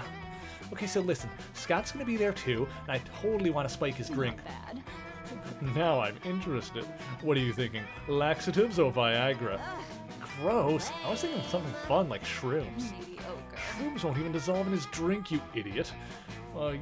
You there. Back me up on this. What do you think we should put in his drink? Yeah, make it something fun like shrooms. Alright, well, this time I guess we'll try to appeal to Vera because we got her first off on the thing, like she showed up now, so. Moon Root induces werewolf transformations. You want to make him a laughingstock? Use that flower that makes a person fall in love with the first thing they see. We can make him fall in love with a chair or a houseplant. Let's go with that. You've truly opened my eyes. All this time I was trying to humiliate Scott with digestive trouble or persistent erections. But I should have been trying to humiliate him with love. Yeah. Oh my god, yes! We can make him fall in love with a stick of butter! Or a bag of loose silverware. Or Pammy pustules. No, Scott's too good for her. He's too good for this world. That's why we have to make him worse. They end up making Scott fall in love with Dale's ceiling. He spends all night climbing the furniture and trying to lick it. You gain +2 fun, +1 smarts. Off to a good start. We are off to a good start. Alright, so we'll see if we can butter up Vera this time around. Yay, verily. You approach Liam and Vera at the table, but before you can sit down, Vera holds up a hand. Pathetic. Stop. This is the cool people table, where only cool people are allowed. I would agree with what Vera just said, but agreeing is something only uncool people do. Wouldn't you agree, Vera? Nice try, Liam, but I think we're getting away from the point. This interloper still wants to sit with us. Well, if he wants to sit with us, we're going to have to prove he's as cool as we are. But without, like, trying to prove it. Trying is so uncool. So, what's it gonna be? Well, I guess I'll be going then, because there's no way anyone could ever be as cool as Liam. Would an uncool person be giving Vera 50 monster dollars right now? Oh, we don't have, Oh, it seems like this one is looking to butter up Liam, and this one looks to butter up Vera. Is that the way this is? But I don't exactly have that much money. I don't know. This one seems like the smoother option. Yeah, let's do it. Wait, what was that? Sarcasm? No, of course not. Mira was clearly being totally sincere. There it is again. Are you two doing this on purpose? Now, why on earth would I do that? Yeah, I can't tell whether you're being sincere or ironic. It's so cool. Everyone knows clear and efficient communication is the least... Oh, listen. Everyone knows that clear and efficient communication is the least cool thing of all. You've wooed me with your open disdain for language. I can't tell if you're being serious or not. Exactly. Vera and Liam invite you to sit with them and chat. By the end of lunch, none of you has any idea what anyone else meant. So, cool. Beautiful. I feel like the other route, even though it was probably like leaning more towards Vera, might not have worked out as well. I don't know, just because I've only got $5 on me. Okay, so it's evening, so let's go library. They spend some time on the library's PC, mining some bitcoins. Mining some bitcoins. This is supposed to have something to do with solving algorithms and the rise of cryptocurrency. Nobody has a fucking idea how it really works. Anyway, you gain +2 bitcoins, which equals 2 monster dollars, so +2 money. Alrighty. Later you hear Vera and Liam in a heated conversation, which seems to contain some pretty sexually explicit language. So naturally you go eavesdrop. Ooh, what's going on here? Speaking as a male, I can say that even I grow weary of the infantilizing monotony of the male gaze. Thank you. See, I want to advocate for the Gorgon gaze instead, but that would just turn people rock hard. That's not even an erection joke. People would die. Personally, I think hentai is the source of the problem. It's so unrealistic. Hello, I'm not a 2D drawing, I'm a real vampire. Pathetic. I know. Even I can't keep up with the standards hentai setting. What am I supposed to do, just grow a dick during sex? And all the women are drawn exactly the same. There's even less body type diversity than at this school. Plus, I don't think anyone in real life ever willingly addressed a tentacle as senpai. What's with all the tentacles anyway? You guys are having a conversation over here. Because half the studio heads are Krakens, Liam. And no tea, no shade to the women who do enjoy tentacle porn. I know at least 3 of my snakes do, but I won't out them. But I do think there should be more diverse offering for those of us who would like something less cephalosexual. Agreed. Hentai should be more artistic, redraw explicit scenes in the style of the great artists such as Picasso and Magritte. Don't send a misogynistic Kraken to do a female Gorgon's job. You should open your own hentai studio. Oh, that didn't work because my charm is too low. So now because I'm a woman who wants better for herself, it's up to me to handle things? I have plenty of shit on my own to worry about without heading up a hentai studio. I'll have you know I'm a straight-A student, and that's only partially thanks to bribery. The rest is hard work and extortion. And what does Vera know about production anyhow? Surely she would be in far above her abilities if she has no experience. Oh boy. That is, did you not hear her? She has more important things to do. The two of them storm off haughtily to continue their deep discussion about pornography somewhere free of stupidity. Ah, dang it. Lose -2 smarts and -1 charm. I'm bad at this. This is not going well. Alright. Okay. Let's go to class again. Earn back some of those smarts that we lost. Yeah, this is where we get the spells. And get more smarts. You spy Vera and Liam engaged in their favorite pastime, a variation of people watching called monster judging. So pathetic. Do you see what she's wearing? Newsflash, lime green stripper boots do not go with the chupacabra fur. At least she made a choice. I've already seen 6 people wearing the same Air Gorgon sneakers. We really are the lucky ones, Liam. Most people are just absolutely hideous. But even their hideousness is mediocre. Most people are hideous, but I've yet to see one who's the most hideous. I wonder what such an abomination would even look like. True hideous is on the inside, in your organs. A person with their organs on their outside would be the most hideous. Toned body, symmetrical face, nice features because the traditional beauty standards are hideously mainstream. That's definitely the Liam one. See, now I don't know, because now we got Liam and Vera on screen, and I'm like...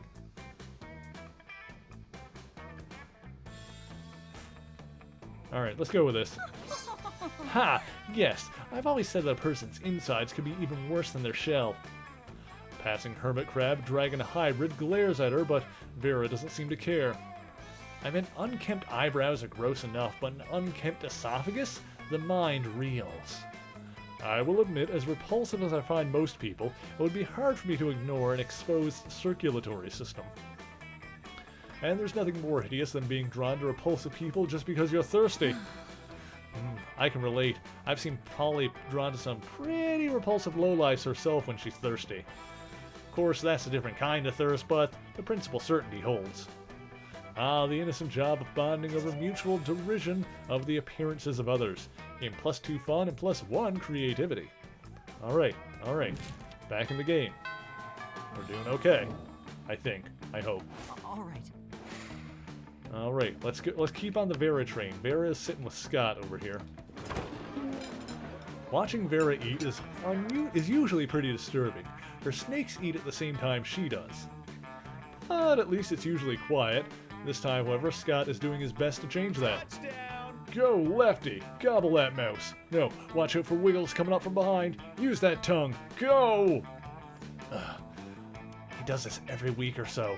Whenever my snakes need a meal, he seems to think snake-eating contests are a competitive sport. Also, I don't think he realizes that an actual snake-eating contest would probably involve people eating snakes. I tried charging him for tickets to get him to stop, but he actually pays to do this. He keeps track of each snake's statistics on a little index card. He's even given them names. Go Slither! Go Bendy! Go Sanchez! Go Snake Snake! Those aren't their names. God, no matter how much he pays for the tickets, it isn't enough. This seems like a really tense situation. You resolve it in the only way you know how, by opening your mouth and yelling. This is nothing. Snake, snake, eat that food and stay away. This is nothing compared to earthworm eating contest. What? There's a more exciting sport than snake eating contest? You gotta tell me about it. Oh yeah, earthworm eating contests are literally crawling with suspense. And even better, they're going on all the time, with thousands of players in each game. 1,000? Where's the game? Where do I go? Anywhere there's dirt. Anywhere? There's dirt in so many places. So many places that aren't here. Get going. Sports that game or whatever. I will, Vera, I will. I swear one of these days he's going to decide choking on his food is a sport and die. While you hope Scott doesn't actually die, the main thing on your mind right now is how Vera's smiling at you. Nice. Hell yeah. All right. Okay. Let's see. It's the evening. Let's try the auditorium. Oh no, that's where the store is right now. Let's go outdoors. That day during recess, you start a half-hour rave that goes full crazy. Yet the rave escalates to like 300 people. Someone summons demons from a nightmare dimension. The consequences might distort the fabric of reality, but who cares? Plus 2 fun. That warning, Vera pulls you aside and hisses in your ear. Ooh. Oh my god, the stalker's back. You follow her pointed finger and see a guy dressed in a white toga and winged sandals, facing away from you. He looks like a creep. He's been following me everywhere. He thinks I don't notice him checking me out in that mirrored shield he has, but I totally do. Ugh, it's such a chore being this beautiful all the time. How am I ever gonna get rid of him? Threaten to feed the damsel into a sea monster, that'll distract him. Why not bribe Zeus, king of the gods? Threaten to feed a damsel to a sea monster. Let's try this one. Ah, I don't have the money for it. With all the money left in your bank account, you go to the liquor store and buy a 40 ounce of King Cobra and some Pez. Pour it all out in the parking lot and look unexpectedly at the sky. Lightning strikes you twice. Good God. So pathetic. Rather take my chances with a stalker than slum it with a poor person who doubles as a lightning rod. Because you blew all your money at the liquor store, you don't have any left over for your hospital bills. To lose to boldness, lose more money.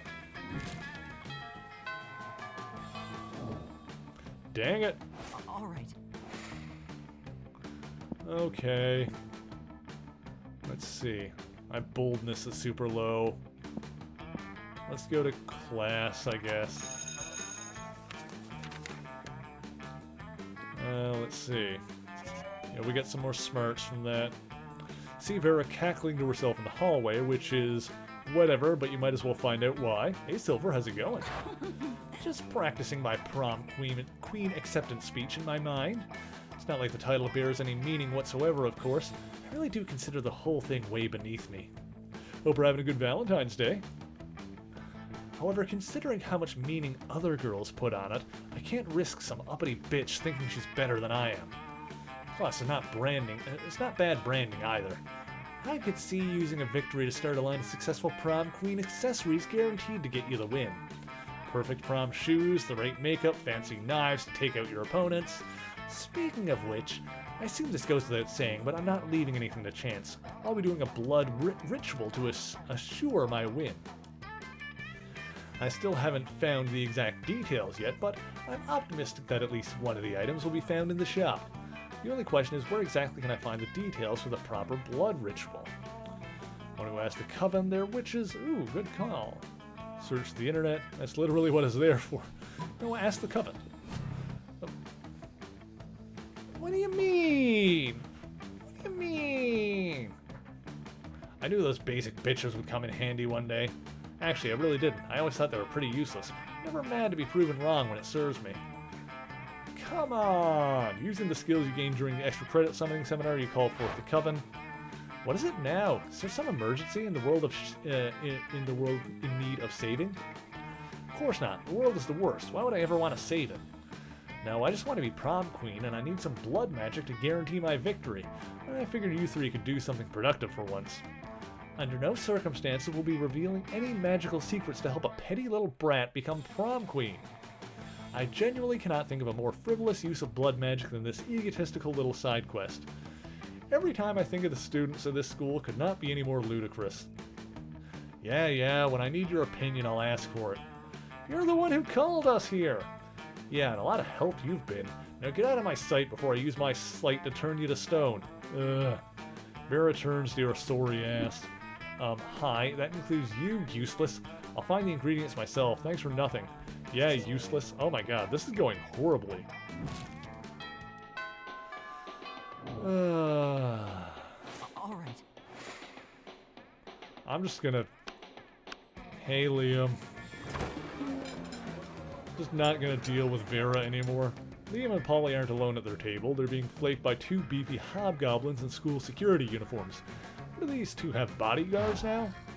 They aren't bodyguards, they're food guards. Principal Giant Spider found out we weren't eating during lunch, so he assigned guards to us because he thinks we have an eating disorder. And we do have an eating disorder. It's called being dead. Except it's not an eating disorder, it's an identity and a lifestyle. Death style. Whatever, the point is they won't let us leave until we've eaten our food. Which will never be. And I have a meeting of the Smug Superiority Club to conduct next period. I can't be late. If you could just figure out a way around these food guards for us, I'd be super grateful. Like, in a sexy way. Well, you can't say no to that. Time to enact your fiendishly clever plan. Oh my god, I've got to, choose one. Alright, fine. With the artistic subtlety of performance artists at Marina Abramovic, you pour Liam's food onto Polly's plate and through her lap. No! This is literally the exact opposite of what I wanted! Good lord, what a tableau! A ghost bewildered by a mountain of unwanted food? This is perhaps my most daring food pick yet. You guys really throw me under the bus here, which isn't cool because being thrown under a bus is totally how I died. I don't know what you're talking about, Polly. I have clearly consumed all of my food, quite honestly and forthrightly. Luckily for you and Liam, the hobgoblins are totally morons with no secondary theory of mind. They instantly believe Liam's ruse. Liam whisks you away to the afternoon meeting of the Smug Superiority Club, where you spend hours practicing your sneers and gazing into each other's eyes. I feel like I had more luck with Liam than I ever had with Vera. Alright, it's the evening, so... do library. It's the start kicker one. Get some more money. As you survey the library, you notice Vera, whose snakes are hissing and spitting as she glares at her computer monitor. Pathetic. This shit is getting so old. Every time I go in the dark arts forums, I have to deal with the sexist trolls. Trying to call me out and prove that I'm a fake dark arts girl. Oh yeah? You like Lich King so much? Name 3 of their earliest curses. Probably just take pictures of yourself with cursed artifacts and get the attention. As if I can't wait to murder people in obscure occult ways just because I'm female. Please. Yeah, no, guys like that are jerks. I'm so sick of dealing with this sexist bullshit when all I want to do is use magic to make people suffer. I don't even know what to do. Let's see. Write a heated essay decrying sexism. An essay so heated it melts the eyeballs of anyone who reads it. You don't need to prove your love of the dark arts, just go out and enjoy them. I feel like this is going to be like more upper... Yeah, this might go off of charm. which we don't really... I don't know. We'll just go with this one. That is an excellent idea. I can start by giving background context and start talking about RuneGate. When that siren published a book of runes and everyone got way too obsessed with looking into the lives of all the men she's drowned, and then go on to explain that this is what women in the dark arts face every day and that no one believes we can use curses. And that's where I'll lay the curse that will melt everyone's eyeballs out. I think I'll start by talking about how hard women work to be taken seriously while draining the pigment from their irises. Then I'll move on to explaining how damaging sexist attitudes are while having the flames consume their pupils. Quick as a fierce feminist flash, Vera has published her essay online. It goes viral with literally impossible speed. An essay that literally melted my eyeballs out, so painful and so dark artsy. This gal really knows her stuff, writes one chupacabra. I will never see women as unworthy of the dark arts ever again, says a formerly sexist sea serpent. I will never see women at all. I will never see anything. I have no eyeballs.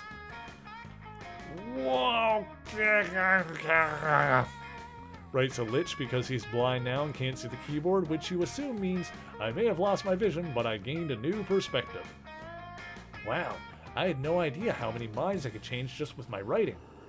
It's like they say, have the serenity to accept the things you can't change, the courage to change the things you can, and the wisdom to know when to melt some sexist assholes' eyes out of their faces. Hell yeah.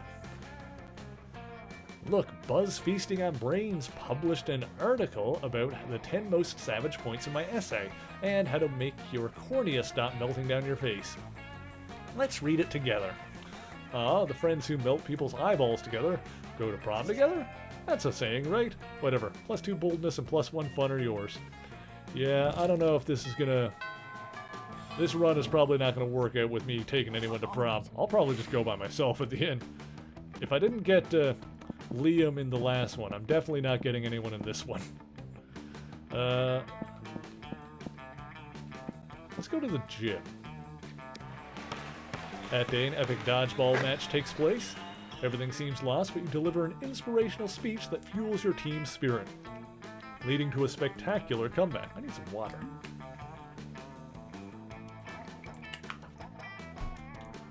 You're clearly a natural-born leader. Game +2 charm.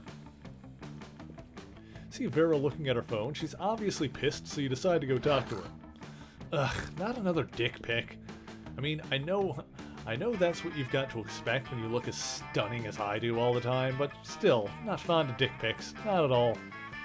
When are guys gonna learn? Dicks look gross. Sending me a picture of your dick is not a treat for me. I'm not going to frame it and put it on my wall.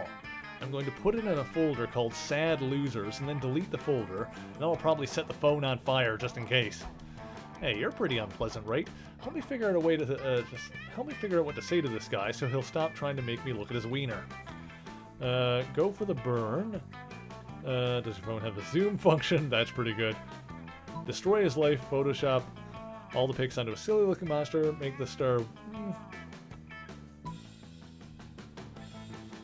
I mean, that's definitely more up her alley. This one is funny, though. I gotta go with this. Oh, I like it. Aloof yet incisive. And good job working hard in there, because he sure didn't.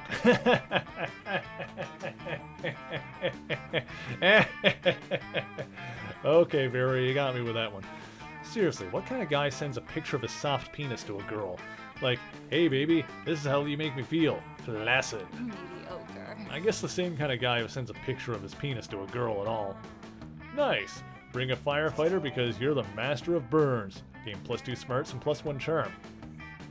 Are we turning this around? Might be turning this around. All right. Okay, let's go sit with Vera again. Let's see if we can turn this around. Take your seat, and if you didn't know any better, you would see that it seems like Vera and Polly are almost more interested in their phones than they are in you. And you do know better, and you know that, yes, that is exactly what's happening right now. This game is pretty fun. This is my first time playing it. It's nothing personal, Mary. It's just that Polly and I are very engrossed in texting our financial slave. Yeah, it's pretty hard to compete with some guy whose fetish is buying you anything you want. That's my fetish, too. Not buying things for people, having people buy things for me. Duh. Oh, excuse me. Good thing he's rich enough to take care of both of us. You know what they say, true friendship is sharing secrets and financial slaves. Still, I do worry that this arrangement might not be sustainable. What happens if he runs out of money? Our cash flow instantly stops. Besides, being handed everything you want on a platter, in this case the platter being an online money transferring platform, is almost boring. Yeah, I get that. It's a little less boring when you're on as much acid as I am right now, but I see what you mean. If we could somehow turn this into a business venture, then maybe it would get interesting, and we could continue to profit, even after he's gone broke from catering to our every whim. I mean, how interesting do you think business actually is? Since he's so obsessed with us, we should just tell him to do something totally insane and see if he does it. I don't know, a weirdo giving away his money and getting into hijinks is great and all, but I want to start making real money. I think money is fine and all, but my favorite currency is chaos. Seems the ladies are at a very exciting crossroads. Maybe a random bystander can give them a nudge in the right direction. Now you can easily grow this arrangement into a business, just escalate and delegate, have the financial slave go and acquire his own financial slave to give him money. A pyramid scheme, or tell him to marry a llama. Now we'll go with this one. Aha, that would increase our income exponentially immediately, which are two of my absolute favorite adverbs when it comes to monetary gain. I mean, one financial slave between the two of us is already strangely a lot to handle, so managing an army of them sounds so draining. But as long as it's a pyramid scheme, we're at the top of the pyramid where we don't actually have to deal with the lowlives, who cares? I think I'll go check on my toilet line. Don't worry about her. Polly wouldn't know a good business idea if it slapped her on the ass. Which happened one time, actually, but it's a long story, so forget it. Anyway, we can tell people in order to become an official certified financial slave, they can buy a kit of supplies. And they'll start at dirt slave, and if they can get 5 financial slaves under them, they can become a pathetic ground slave, and then they can work their way all the way up to gold, diamond, platinum, salt, cho, mocha, grand supreme slave. Ugh. Hey, Dorino Facade, how's it going? Thank you for joining us. This was a great idea, Mary. We should go write the business plan together and prepare for profit.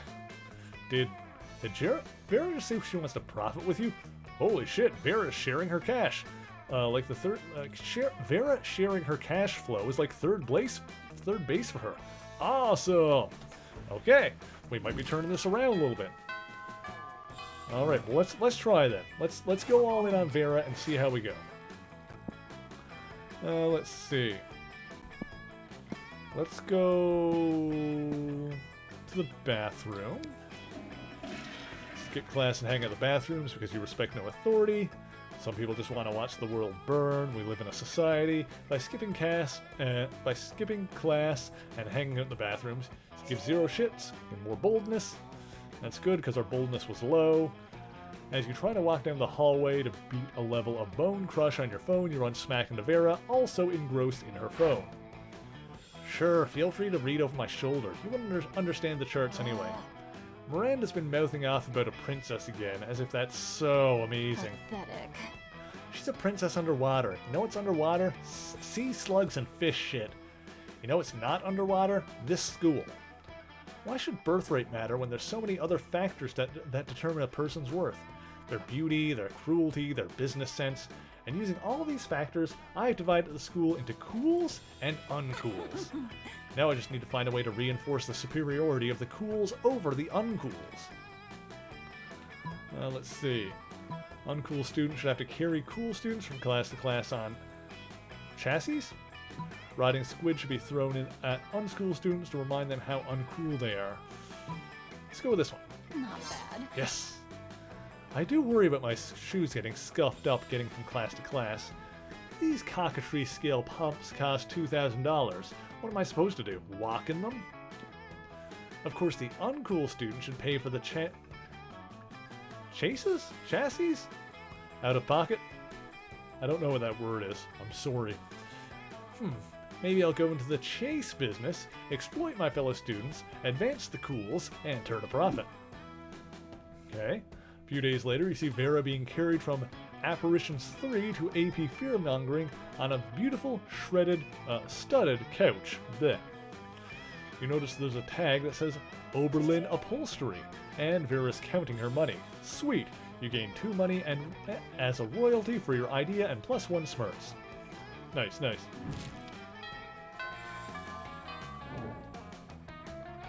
All right. Okay. So now what are we gonna do? I guess we'll go...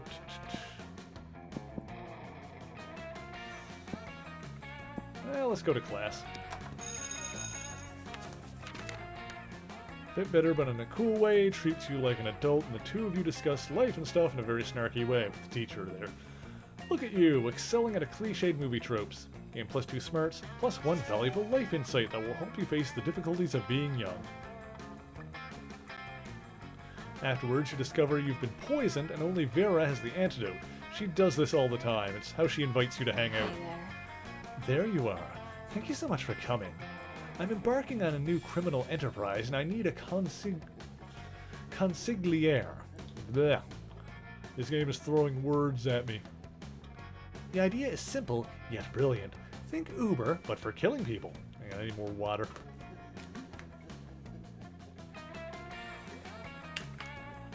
Excuse me. I call it murder. But it turns out the market is flooded with assassination apps and blood. I need a way to get ahead of the pack, and since you're such a good advisor, let's see, differentiate yourself by being the one service that offers free-range organic murders, viral marketing, literally tailor a highly contagious virus to make people love murder.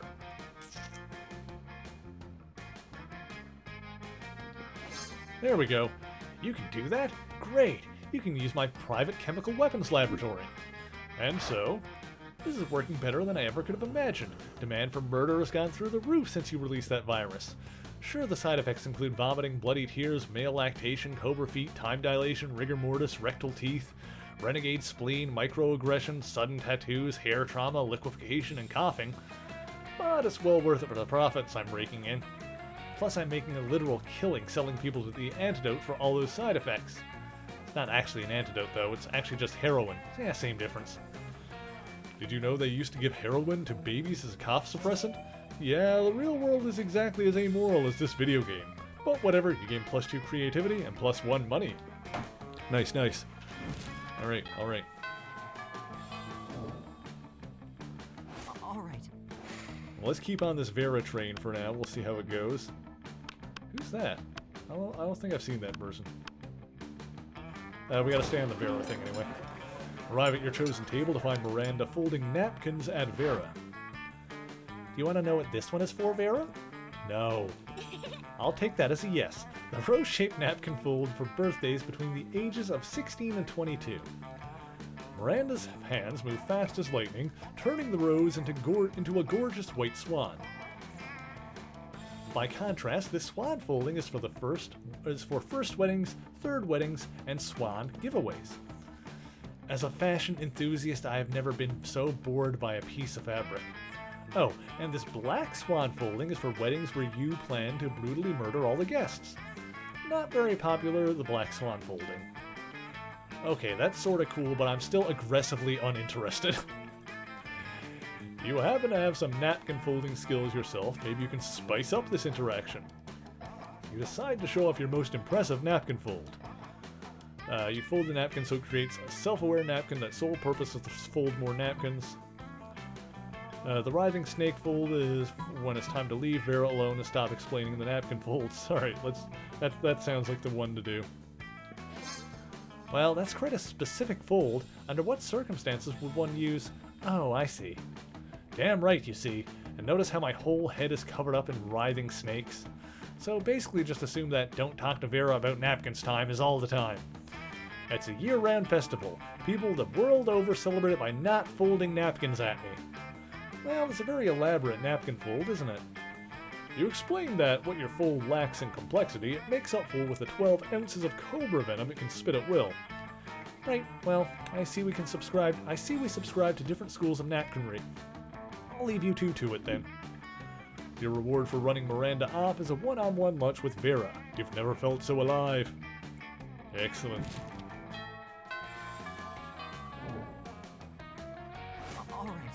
Alright, now what do we want to do? It's nighttime, so let's go...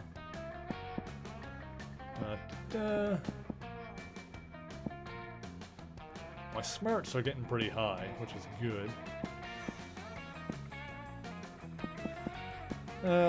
Let's just keep doing that. That way, stuff that relies on smarts will be pretty good on, so we'll go to class. That day, the teacher's just tired of teaching. She recurs to the class technique of not giving a shit and putting on some kind of historical TV show for you to watch. What you don't expect is that it's super effective. God bless the golden era of television.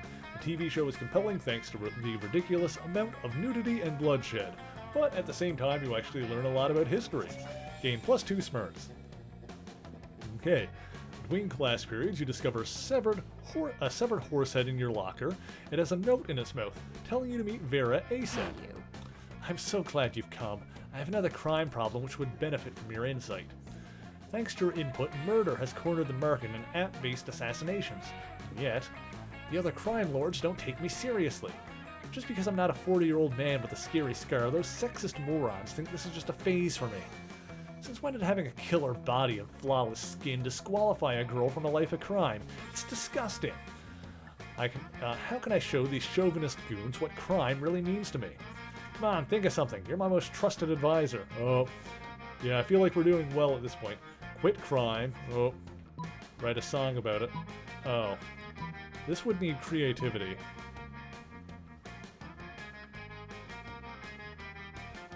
I do have a decent amount of... I don't know about either one of those. I'm leaning towards this one. Oh, damn it! That one needed charm? Okay. If this advice was coming from anyone other than you, I'd ignore it, but you haven't been wrong yet. Fine, as of today, I'm quitting crime. I'll let the other bosses know, I'm sure that... A few days later, you're getting a manicure with Vera when she gets a mobile notification and practically screams, "Those punks! Gino the Ice Pick and Hungry Mark invited the other crime lords to the beach for a barbecue. They're posting pictures on Instagram. They're having so much fun selling heroin and murdering each other without me. I wish I was there. I could murder all of them so much better than they're murdering each other. And you see how Joey the arsonist is cooking those burgers? They're not even close to rare. They're lost without me. They don't even know it. I never should have listened to you. Some advisor you are. Oh, we screwed it up. We screwed everything up.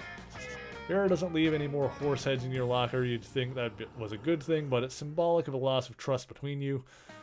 -2 fun and -1 charm. God dang it. Oh well. All right. Let's go to class. Oh wait, this is a store. Let's see.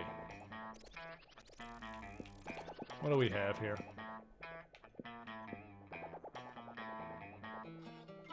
Sure. Wait, that doesn't cost anything. No refunds. Yeah, it's $0. Okay. What? What? The shitter. Believe it or not, this is a very religious thing. Okay. So we got the shitter, whatever that means. All right.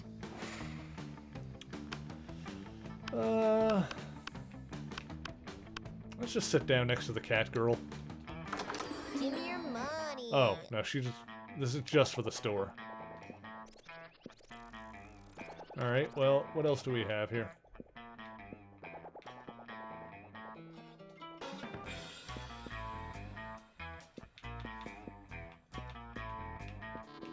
I'm just gonna make myself feel better by buying some fancy glasses. Catch you later. Alright. I thought I would actually be able to talk to her, but I guess not. Let's go to the library. Playing some online poker. Yep, you get some money from this. Okay, cool. Hey, Mary, remember that one time that at that one party where you explained to me in great detail your brilliant secrets of the business world?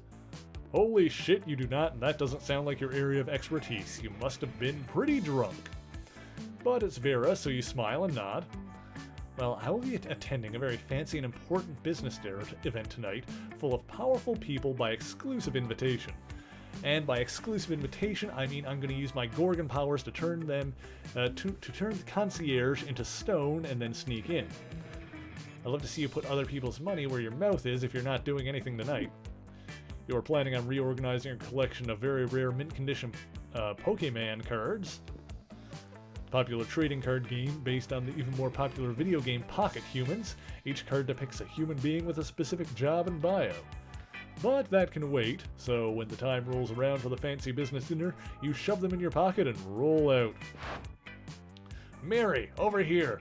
Glad you can make it. I've been raking in business cards hand over claw so far. I met Gertrude Gorgonzola, the Diamond Tampon Tycoon, and Ray K. Bebop, the social media influencer slash rapper slash robot, and they're both very excited to do business with me. Dating evil characters, only way to play. Yeah, I feel like I haven't been doing that well. This game is hard. This game is hard. How have you done so far? You turn out your pockets and show Vera the evidence of your endeavors, which consists of a lobby card for the hotel the conversation is in, and the only thing handed to you by a real businessman. A sticky note with the word no written in a red Sharpie. Maybe I should have invited someone else. Literally anyone else. No! It's okay. You still have an hour left of the event. It's time to pull out all the stops and choose an amazing tactic to get as many business cards as you can to prove to Vera what a valuable business asset and or prom date you are. I mean, okay. We need to... Smartness is what we got. Smartness and fun. We need to lean into those. You may have no business, and therefore no business cards to exchange, but you sure as hell have Pokemon cards. Trade those! Convince the business people you have a rare disease can only be cured if you're given 100 business cards. I feel like I would need charm for that to convince them, so let's go with this. Creative. That worked. I had a high enough creativity. Quick as a flash, you pull out the dope collection of Pokemon cards until you find the perfect pocket human for the event. Regina Schmidt, Queen of Networking. She's the owner of a plethora of businesses, as well as one of the 7 guardians of the stock market. It's incredibly rare and gives whoever possesses it a +7 in networking, which makes it super valuable. Suddenly you're being surrounded by businessmen, each thrusting his card at you in a veritable orgy of potential business collaborations.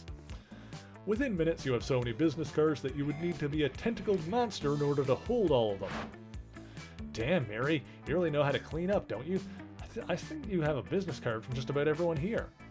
Just then, the 2 businessmen rush toward you so fast, cards extended that they smash into each other and are both knocked out. I stand corrected. Vera stoops down and collects the business cards from the unconscious men. You hand her the stack of cards you procured, and the 2 of you link arms and walk away. You toss the Regina Schmidt card over your shoulder without even looking to see who may catch it. You no longer care about its fate. You have everything you've ever needed. A bunch of business cards, +2 boldness, and +1 smarts, and the affection, or at the very least the tolerance, of a good woman. The monster prom draws near. Oh dear. I feel like this is not going to work out either way, so let's see what happens if we pick none of them. I can do this. Let's see what happens if we just go ourselves, because I don't think Vera would say yes anyway. You asked no one to prom. You told yourself you didn't need anyone. And you know, on the theoretical level, that's completely true, but this just seems like a way of avoiding potential rejection. We all fear rejection, sweetheart, but it's part of life. Victory is for those who try, and you haven't. Prom night is here. You can't help but wonder if you had a chance with any of your classmates. No, I don't think so. I don't think it would have worked out. Those who fail at least have tried, and you, tonight, you failed in your own way, without even trying, which has some kind of twist of merit in its own right. Doubts will haunt you till the day you die. Prom was a once-in-a-lifetime opportunity, and now it's gone. Oh, no, wait, this is a video game. You can try and play again. Lucky bastard. Best at being alone! Yes! I'm so good. New events, new outcomes, no new secret endings. Okay, so we've got 0 out of 34 endings, 31 out of 421 events. Okay, it like fills a little bar of how much stuff you've seen, I guess, in the total game. That's interesting.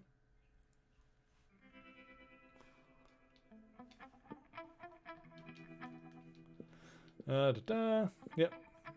Polly graduated doing lots of... Yep, that was the same thing. Liam kept doing art so hard that eventually evaporated and became the concept of coolness himself. As he left the physical plane, the last thing Liam did was give everyone a condescending look. Vera kept being fierce, strong, and stunning. Some haters once said adult life would put that mean bitch in her place. But you know what? Vera ended up making adult life her own bitch.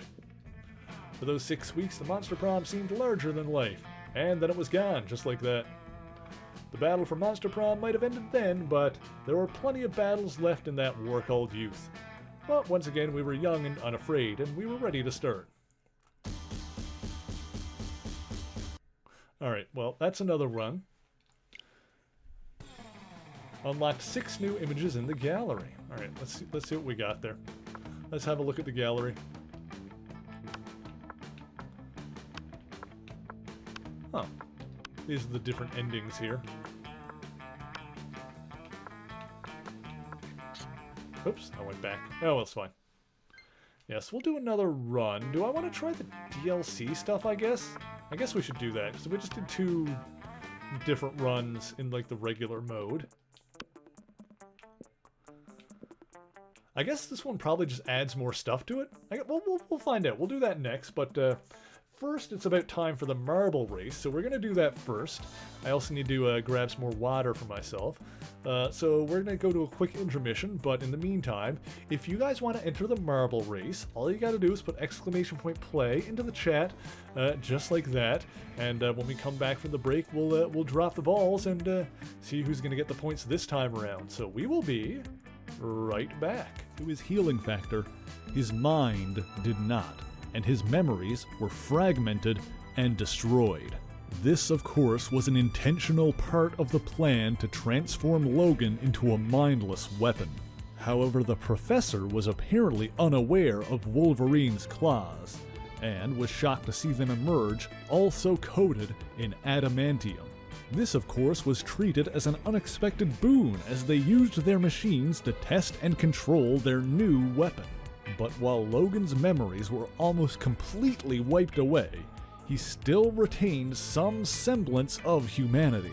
Furthermore, the professor, Cornelius, and Hines could not maintain control over their creation, and after another test, Logan slaughtered the security force meant to retrieve him and escaped into the wilderness. The feral Logan wandered the woods, surviving on whatever game he could find, until the day he came across a married couple on their honeymoon, Heather and James Hudson.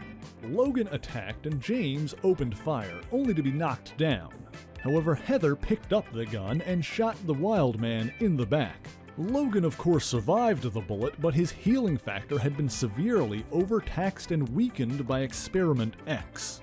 The Hudsons, feeling sympathy for him, brought Logan back to their cabin where Heather nursed him back to health while James went to get help. During this time, Logan recovered enough of his humanity to be horrified by the metal claws protruding from his hands, a pain that Heather helped ease. In addition, James MacDonald Hudson was the head of Department H, a secret arm of Canada's Ministry of Defense. With the help of Department H, Logan's mind was able to recover, and he began to remember some figures from his past, such as Seraph, Ogun, and Captain America. But much of his life was still a mystery. He was examined by Dr. Myron McLean, an expert on adamantium, and learned that the metal had been molecularly bonded to his entire skeletal structure. Shortly after, he was attacked by the likes of Sabretooth and Hydra, but was rescued by his old allies, Nick Fury, Carol Danvers, and Natasha Romanoff. However, at the time, he remembered none of these figures from his past. Following this, Logan worked as an operative for Department H and the Canadian Armed Forces for some time. However, following the public debut of the Fantastic Four in the United States, Canada wanted a super team of their own, and Department H... Okie dokie, and we are back, and it is indeed a time for the marble race. So let's see, it looks like I have the track record on this course, so you're going to be trying to beat my record of 2 minutes and 55 seconds in the laboratory. And looking to make the attempt here, we have the Gooding Girl, we've got Cat Darren, Blue Fang Wolf, Spazicorn, Master Thief, Jurassic Jacob, Love Disney, Nanners Day, Silver Bullet, Drino Facade, and me looking to defend my record. So if anybody else wants to get in here, be sure to put exclamation point play into the chat. You'll have until I finish sipping this bit of water to get in there. What are you looking at me like that for? Razzle's looking at me, like over her shoulder. I think she's trying to sleep. Anyway, let's see who's going to win this one. Balls go now. How does this one work? It looks like there's a lot going on here. Balls go now. Yeah, oh my goodness, look at this. Looks like there's a lot of potential paths on this one.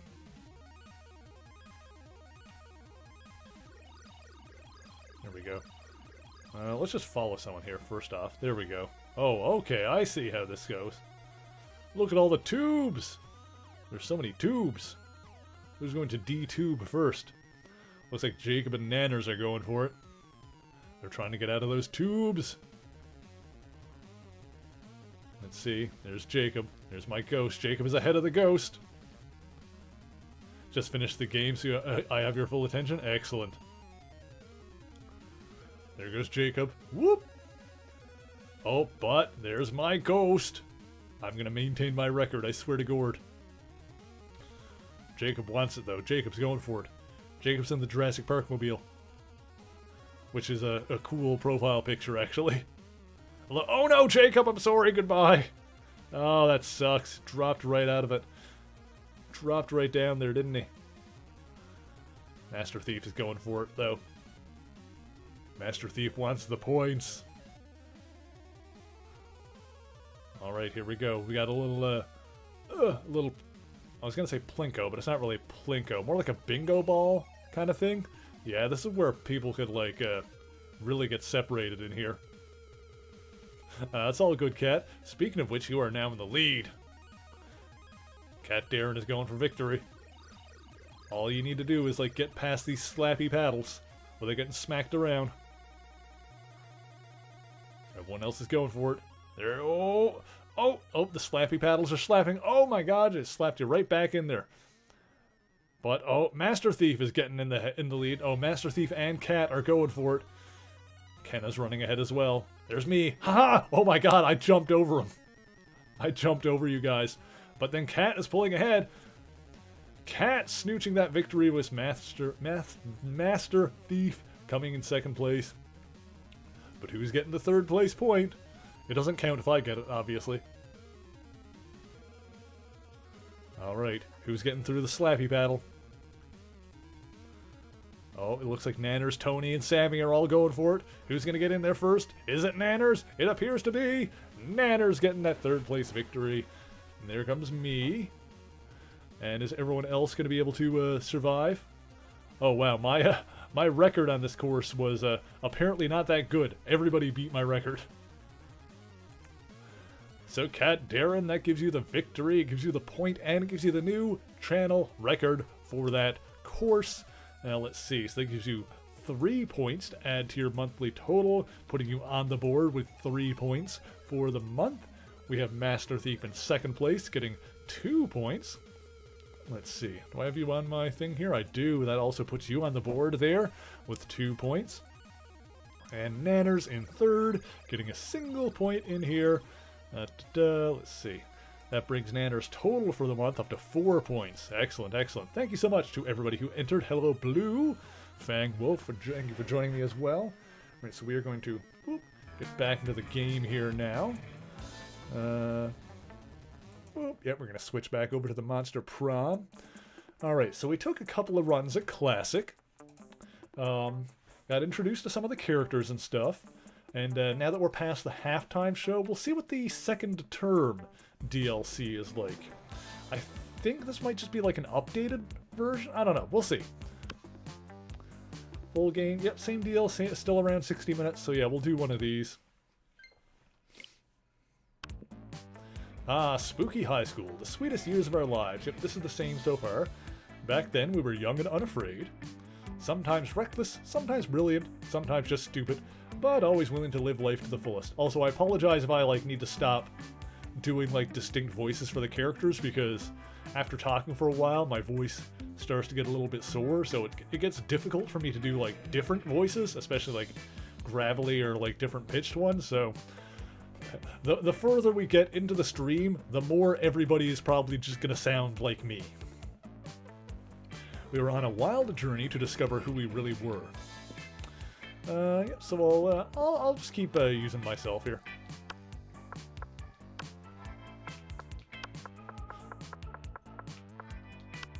Feel like that's the way that I want to roll with it. I identify most with that lad on the left there. All right. And we had yet to experience its ultimate challenge, the Monster Prom.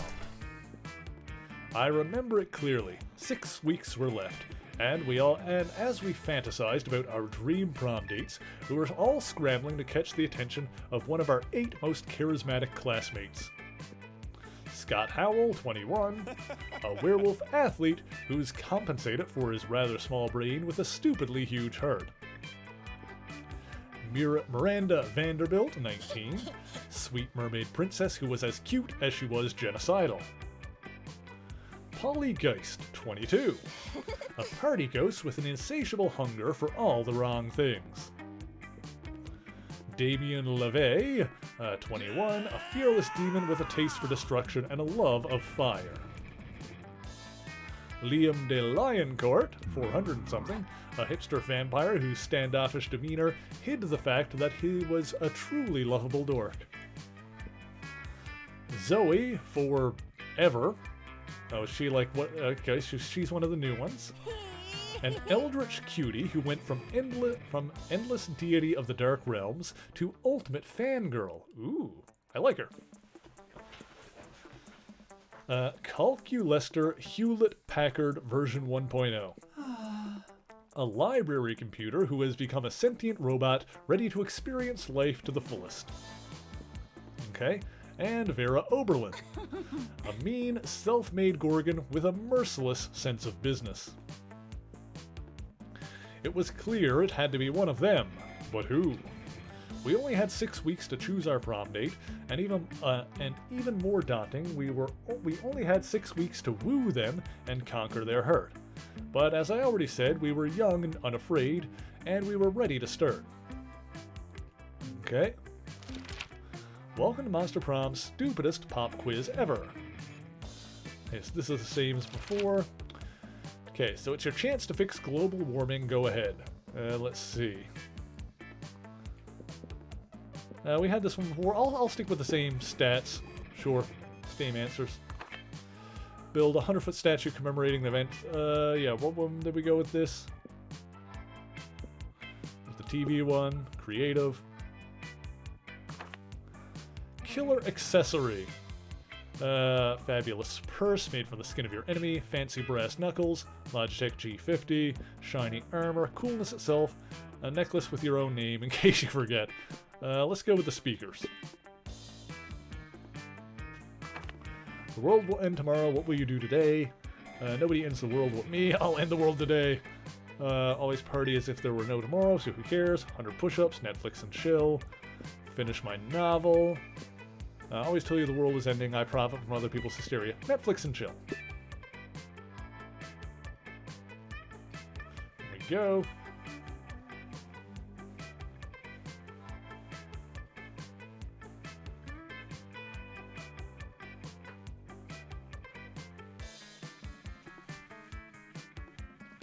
Let's see who we end up going towards this time. I like both Liam and Vera, but maybe we'll. I mean, one of those answers we got, like the new girl, the Eldritch one. Was this a free game? No, this is not free. This was this version on the Switch. I think was about like $20, something like that. So yeah, this is definitely not a free game. You can probably buy like cheaper versions on, because the version I got on on Switch includes like all the DLC and stuff. The PC version might be cheaper. What's the game all about? It's basically like a dating sim with monsters. You'll see. Let's start by going to class. We've got plenty of smarts already. Yeah, I don't know what we're gonna need. Well, let's see. We're low on boldness. If we skip class and go to the bathroom, then I think that increases boldness. That day you skip class and just hang out in the bathrooms because you respect no authority. I guess some people just want to watch the world burn. Skipping class and hang out in the bathrooms. Yep, more boldness. There we go. Catch the tail end of the classic Zoe Calculester exchange. Yeah, these two are the ones. Funnily enough, the DLC characters are the ones that we're starting off with, because those were the. I guess that's why they give you like a question at the start that puts you towards like one of the characters, because then you've got someone to start out with at the beginning. But if your student X teacher fix is super overdone and makes me really uncomfortable, because like the inherent imbalance of power, like. Could you imagine how problematic it would be if PGS hooked up with one of us? Yuck. Server error. I cannot seem to recall what Principal Giant Spider looks like anyway. Image PGS not found. Ah, the joys of new students adjusting to the rules of Spooky High. Let's get down to business. Hello there, big demon lady. You there, killing machine and abyssal terror. Rude. I need an impressive ally in the fight against the reign of the Levays over the 8th Circle of Hell. You like the purple girl, the one on the left? Yeah, I think we might lean towards her in this run. She's an eldritch abomination. What do you get when you combine a knife, a fork, and a spoon? A spade! Is that how you get to splay out your enemies? Let's see. Input, Quibi response about your sense of fashion from being from the 8th Circle of Hell. I have no need for your robo-criticisms. What I need is the power of a being beyond the average monster to aid in my glorious and righteously justified takeover. No thanks. I'd rather just write a steamy fanfiction in which you and Damien are a crack ship who hate sex just to annoy you for annoying us. Need to act now while King and King LeVay are distracted by throwing an admittedly adorable theme brunch. I'm not leaving without one of you with me. Holy shit, she really means it.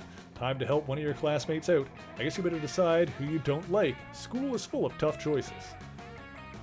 Dahlia, don't be fooled. This eldritch bitch is clearly under the Damien spell already. Look at these pictures she drove Damien shirtless. She's a LeVay sympathizer. No. Yeah, okay, we'll throw the robot under the bus.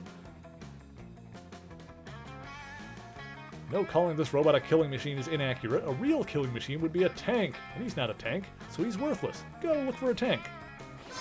A tank? You want me to take a tank into the inner circle of hell? This worked. That worked anyway. What a genius idea. Those arrogant Levays will never see it coming. They might expect expect an attack from a fellow demon, albeit one superior in looks, skill, and talent, far more deserving of a ruling in the 8th Circle. But an attack by a tank? That's something the King and King would never anticipate. That was shockingly easy. True. I still think it would be kind of steamy if they put their differences aside for some hot demon action. Emotion found, gratitude, initiate sequence, thankfulness to Mary. Mary, I am thankful for your help. Thank you for it. Finish sequence, gratitude with expression. Heart. Well, the computer likes us. How is a computer posing as a monster living as a student so cute? What a cutie pie. Also cute, gaining +2 charm and +1 fun.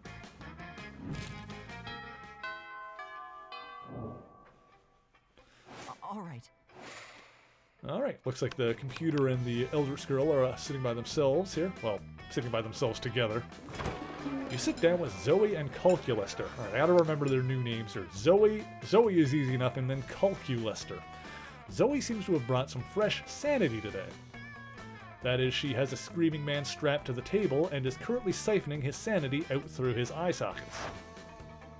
Friends, the computer guy's got a shirt, a Hawaiian shirt on, that's good. Friend Zoe, I am afraid I must take issue with your current practice. What, eating?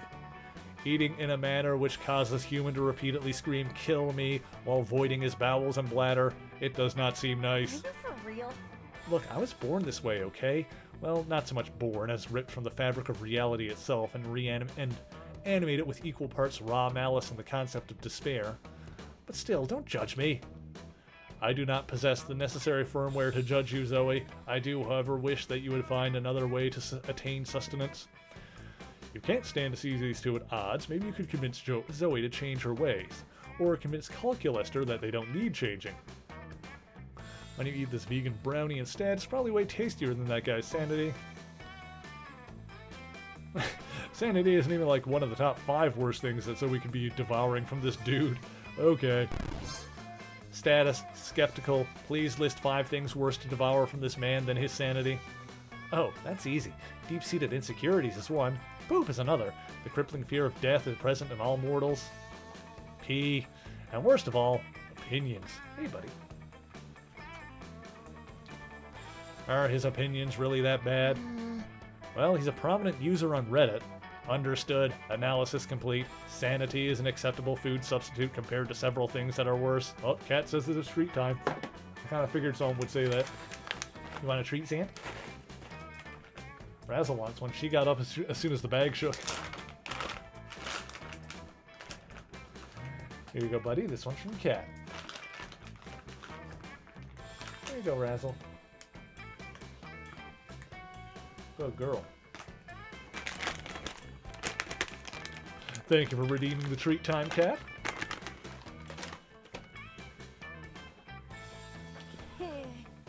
Nice. It's like I always say, when life gives you lemons, compare those lemons to the all-consuming void. The void is way worse than a couple of lemons.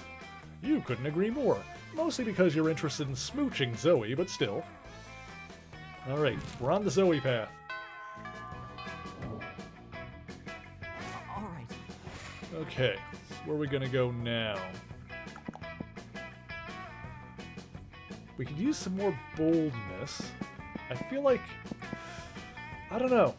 I don't know if this game is better to min-max or better to, like, have a little bit in all stats. Like, do I want to bolster my lower stats, or do I want to, up my highest ones? Zant, get down. Nope, you're not allowed to get up there.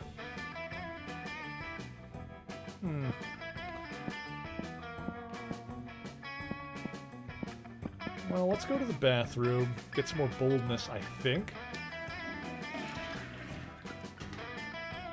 Encounter 3 wild hyenas on the way there. Who the fuck runs security here? Anyway, you'll subdue them with the help of a hair comb. God bless the Monster Scouts for all the idiotic scenarios they prepared you for. By the time you get to the bathroom, you've totally gained +2 boldness. Yeah, I'm starting to, like, figure out the mechanics of it, that, like, where you choose to go is what, like, gives you extra points in each stat. Looking around for a distraction, you spot Scott proudly flexing while Zoe sits before him, frowning into her notebook. You figure she's trying to draw his ripped bod, so you offer to give some drawing tips. Drawing? What? I'm not drawing anything. I'm writing a fanfic about Scott's muscles. What? You are? Thought I was just over here flexing for no reason like usual. Well, I'm trying to write a fanfic, but so far it's going slower than the first 20 issues of Snail Person Literature Club. You glance at Zoe's notebook. It looks like she just copied out of Wikipedia's list of all the muscles. Ooh, I can help. You know, Coach always says you can't spell muscles without some of the letters from adversity. You should always add a bad guy who fights against you, who fights against all my good muscles. Blech. What? That's already been done. Ugh, it's like you haven't even read Scott versus Muscle-Hating Herbert.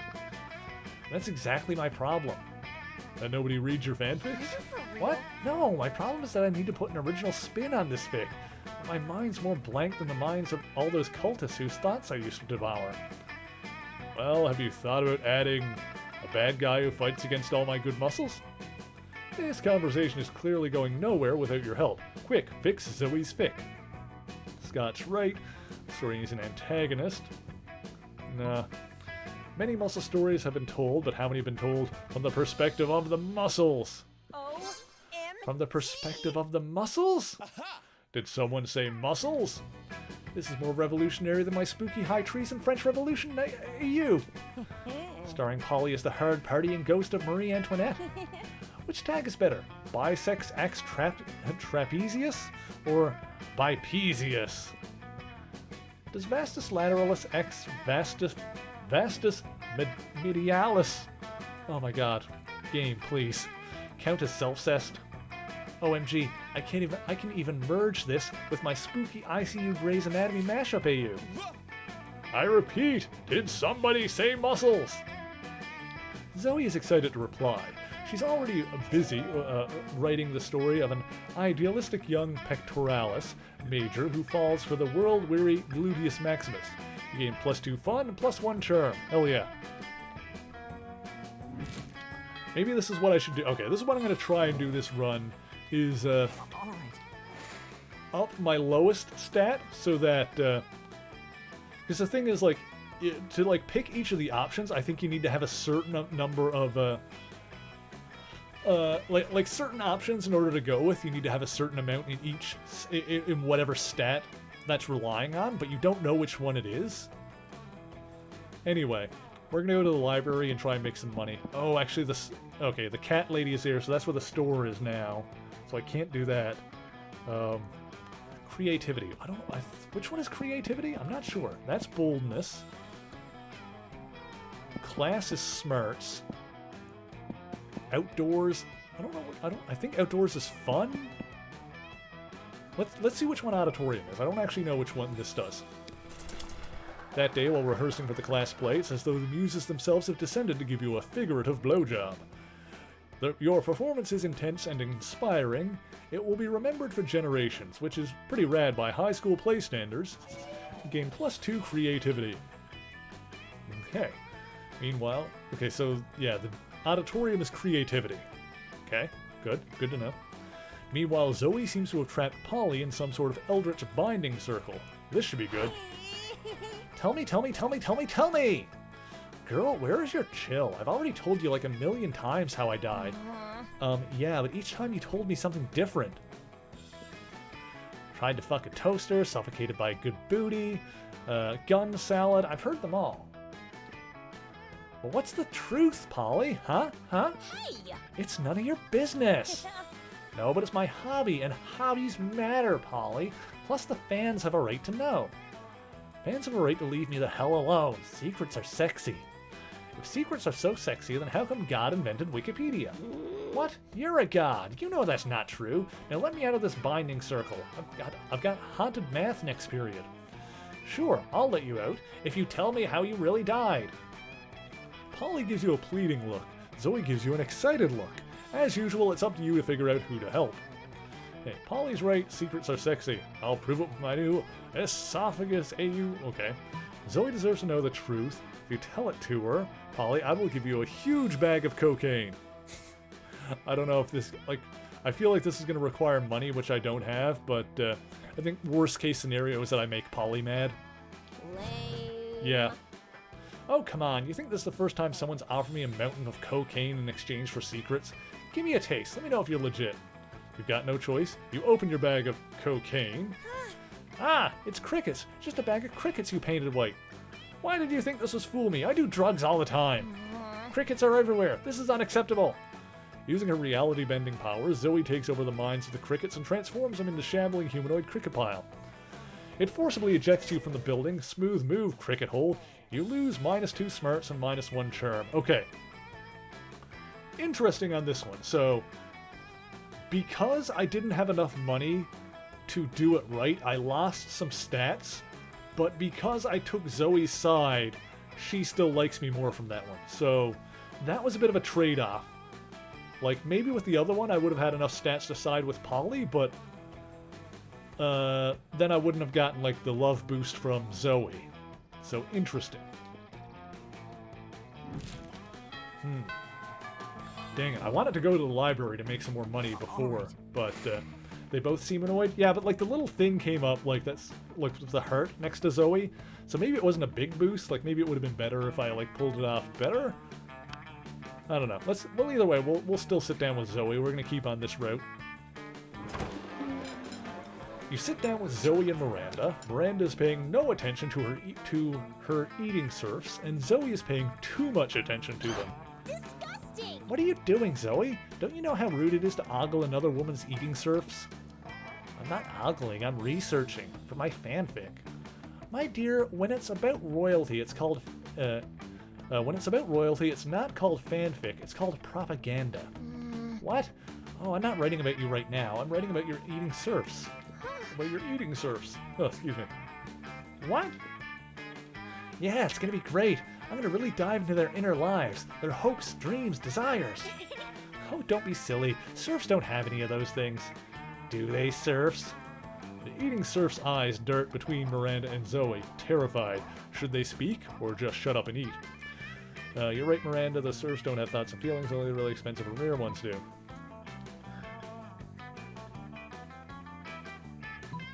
Make menacing eye contact with the two serfs, silently place a piece of sushi in your mouth, and chew violently. Well, this one is just agreeing with Miranda, so let's go with this one. I think this one probably goes off of boldness, which I've got 7 in. Let's try it. Miranda's eating serfs are fish people. This is a lot like waking up to a human and well, Miranda like that, and eating a finger in front of them. Serf woman about to say, but your show of intimidation really makes Miranda's serfs clam up. How majestic. What? What is it with mortals and not wanting their flesh eaten? Such a weird hang-up. If by weird you mean useful for controlling the masses, then I suppose I agree. The eating serfs try their best to ignore you as they stuff food into their quivering mouths. You feel like you did the right thing, but you don't have much of a conscience, so that's not saying much. Anyway, Miranda's happy. Okay. Well, I mean, that went okay. We didn't get any more points from with Zoe, but we didn't lose any either. So, okay, this time let's go to the library. Let's get some more money. Spend some time at the library PCs, managing your start kicker. Deceive lots of people into sensationless video and impossible promises. Nice. Gain some money. You were going to help Zoe with her math homework after, but you notice her surrounded by a crowd of sinister cloaked figures. She seems pissed about it. Guys, stop it. I don't want any dead goats. I'm at school. Yeah, neither of those options seemed helpful for Zoe. I agree. I think that might have been like... I think that situation might have been Miranda focused anyway. I think that was just a matter of if you piss off Miranda or not. We understand you perfectly, Lord Zigord. This is a test. We must bring you even more dead goats to satisfy your dark hunger. What? No, that's the opposite of what I said. And I don't go by Lord Zigord anymore. I'm Zoe, okay? Z-O-E. Can we take a rain check on that study lesson, Mary? I can't stand to be around these jerks. Zoe brushes past you on her way out. The cultists stare at you with unconcealed awe. Well, okay, it's more concealed by their terrifying masks, but still. All hail Zigord. Zigord addressed you by name, and you did not go mad with pleasure. It addressed you almost as if you were an equal. It passed within inches of your frail mortal frame, and what's more, it mentioned rain. Could it be that I was referring to the fabled storm of cerebrospinal fluid, which will one day come to quench all sanity? Brothers, sisters, bow before Mary, for he is clearly the prophet of Zigord. Please, O prophet, guide our worship, for we have noticed of late that our Lord appears dissatisfied with our sacrifices. The blood of many goats once pleased Zigord, and yet now we do not understand what has changed. That's pretty obvious. Perhaps, given your special relationship with our incomprehensible master, you could suggest a new sort of sacrifice that would please it. Fuck it, you've got nothing better to do. You decide to be a prophet for the day. You tell them what they should really be sacrificing. Important to learn from your mistakes. Sacrifice another goat, but write "We're sorry" on the side. Sacrifice your own harmful prejudices. So But blasphemous. our harmful prejudices are precious to us. They're how we remain reliably unpleasant, the better to unplease Zigord. Maybe that's how it was with Zigord, you explain, but Zoe's got an entirely different set of standards that don't involve being a bigot. Ah, your wisdom truly is subtle and deep. Very well. Bring out the prejudices. One of the cultists steps forward with a steel-banded box stained with blood and scorched by fire. You're not sure exactly what's inside, but it smells pretty racist. Now, bring out the vat of acid we always carry around. Where were they keeping all this stuff? These robes must be really roomy. Now dissolve the prejudices in acid. Go on, do it. The box dissolves with the sound of 1,000 grandmothers disapproving of your gender identity. Oh god, take that, bigotry. You love to see it. Ah, we are suddenly unprotected from the new and radical ideas. The revelations are flooding in. Could it be that we have been jerks? Alas, it is true, and it is true that our Lord demands from us one further sacrifice. It is the greatest sacrifice of all. We must sacrifice the past. The name Zagord is gone, perished along with the dark timeline that gave it birth. Here and now we rededicate ourselves to a new cult, the cult of Zoe. Wow, that worked way better than you expected. Maybe you can dissolve the prejudices of other bigots in acid too. Or maybe you can just dissolve the bigots in acid.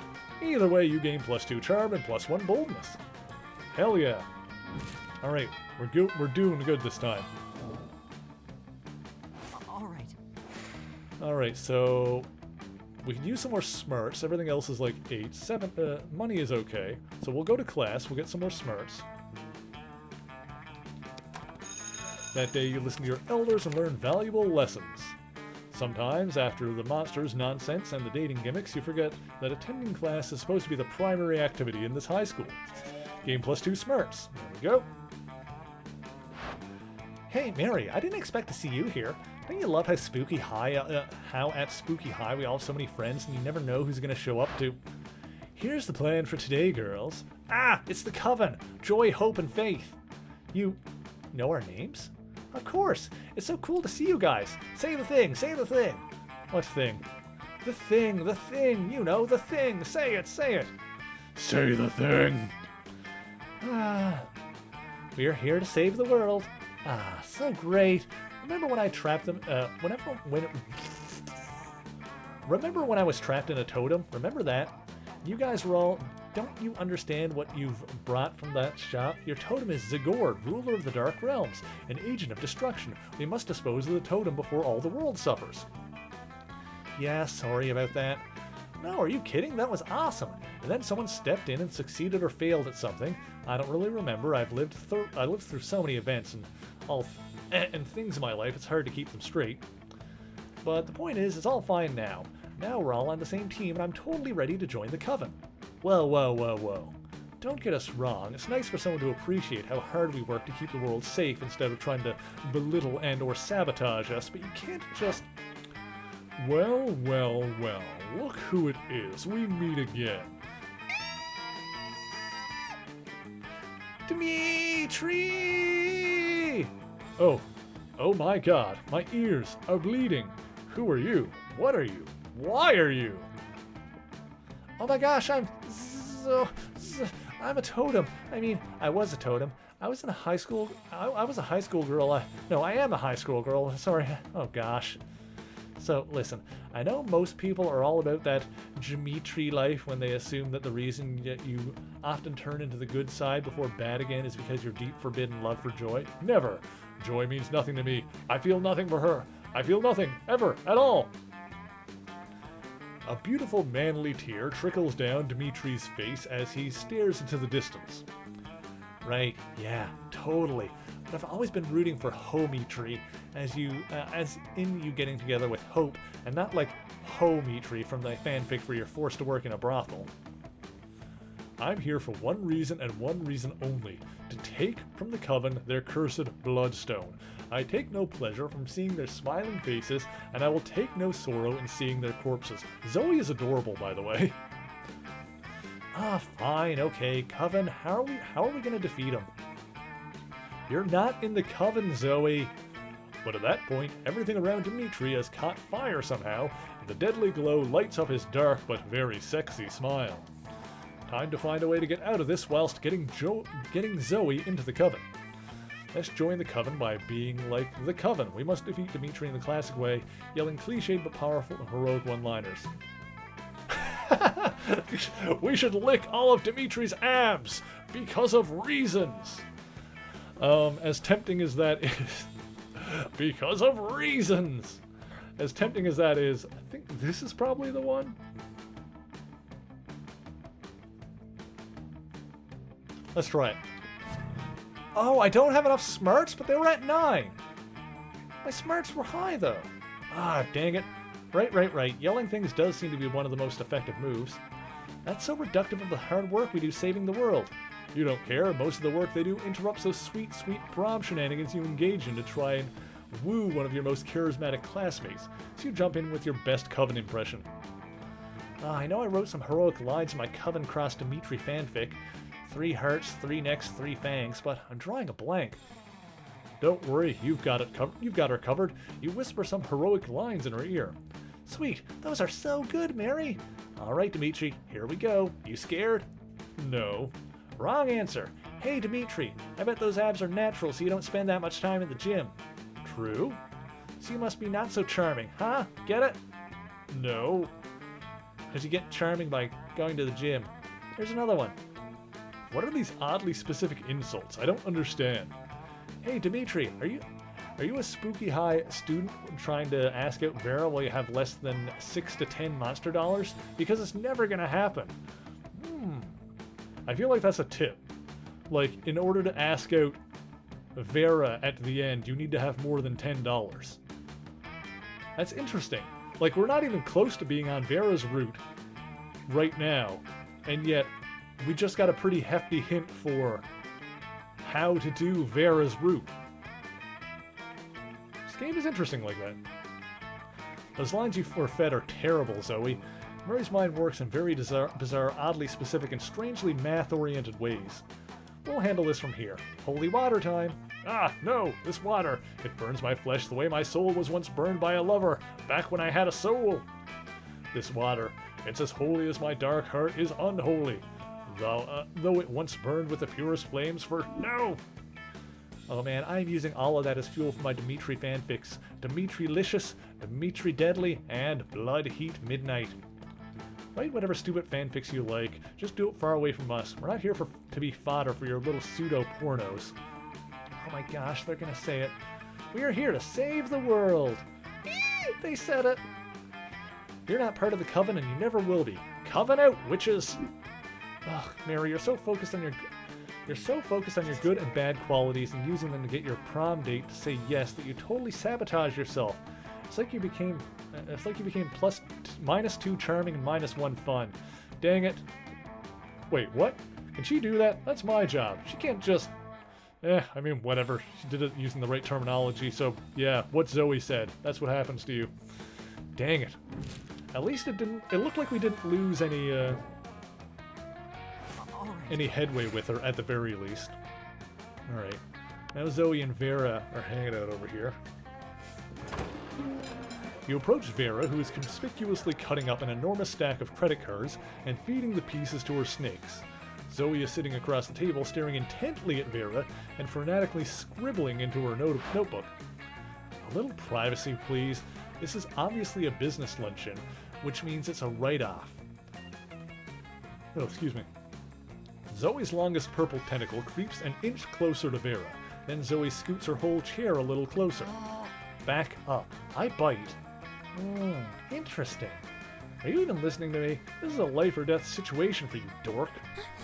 Not what I would have expected. Damn it, Zoe, besides my obvious beauty, what entrancing charm and tremendous wealth... besides my obvious beauty, entrancing charm, and tremendous wealth, what are you looking at? Oh, it's not obvious? Zoe flips over to the notebook to reveal a massive chart of Vera's snakes, and all the different ships between them. There are so many arrows and symbols and snakes that you're worried she might actually be summoning some kind of fanfic demon.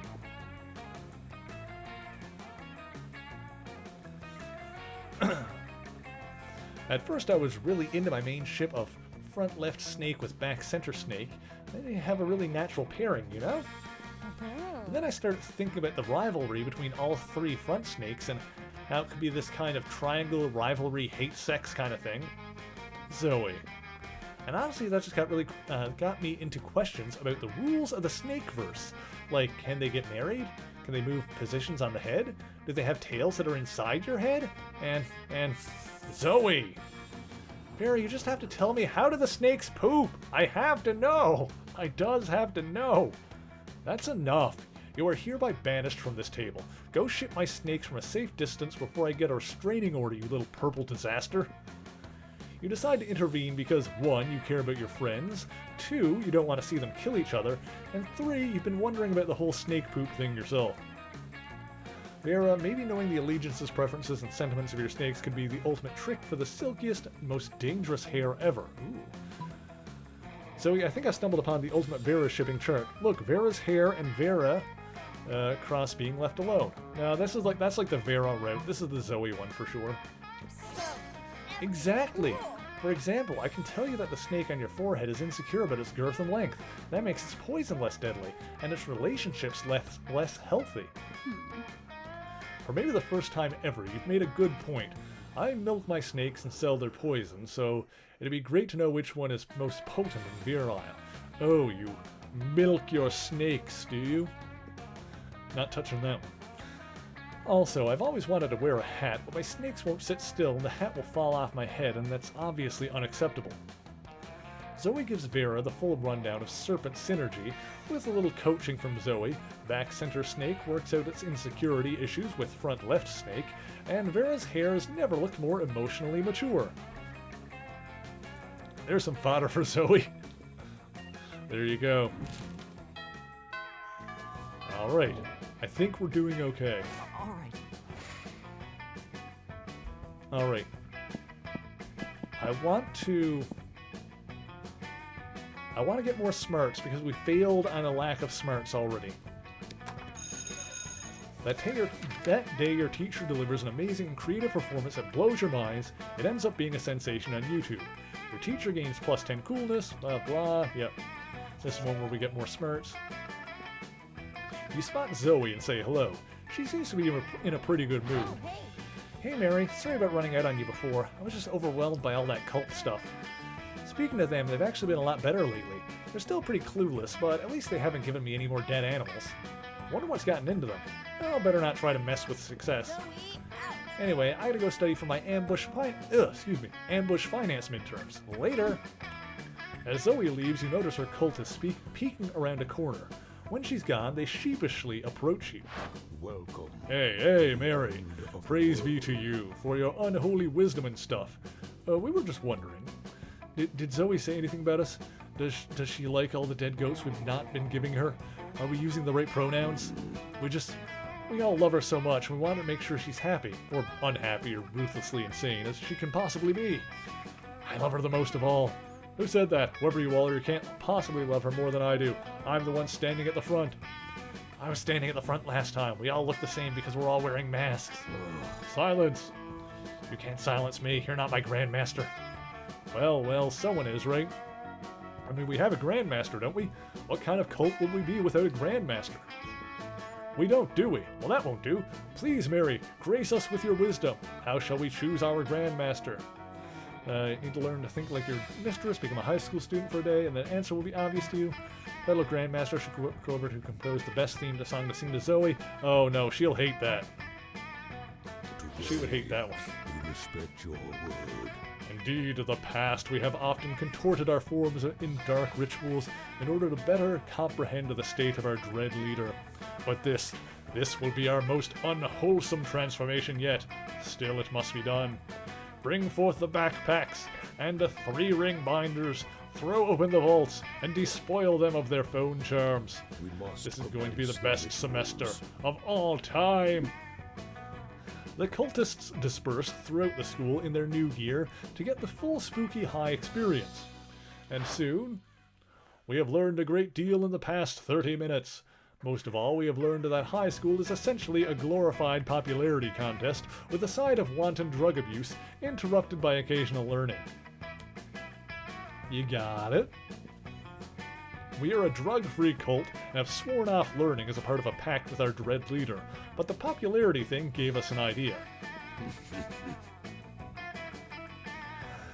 We are hereby elevating our most popular member to the role of Grandmaster. Rad Phillip, please step to the front of the group. You were rubbish at all of those, oh dear.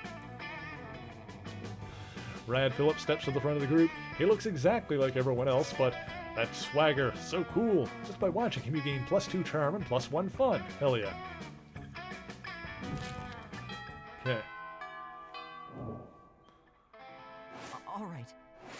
Now, I should probably start thinking about what I need to really woo Zoe. I feel like it would need creativity, but the store is going on over there, so I can't do that.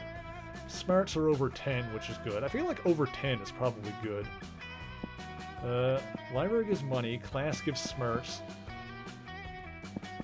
Bathroom gives boldness, which I don't think I'm probably going to need.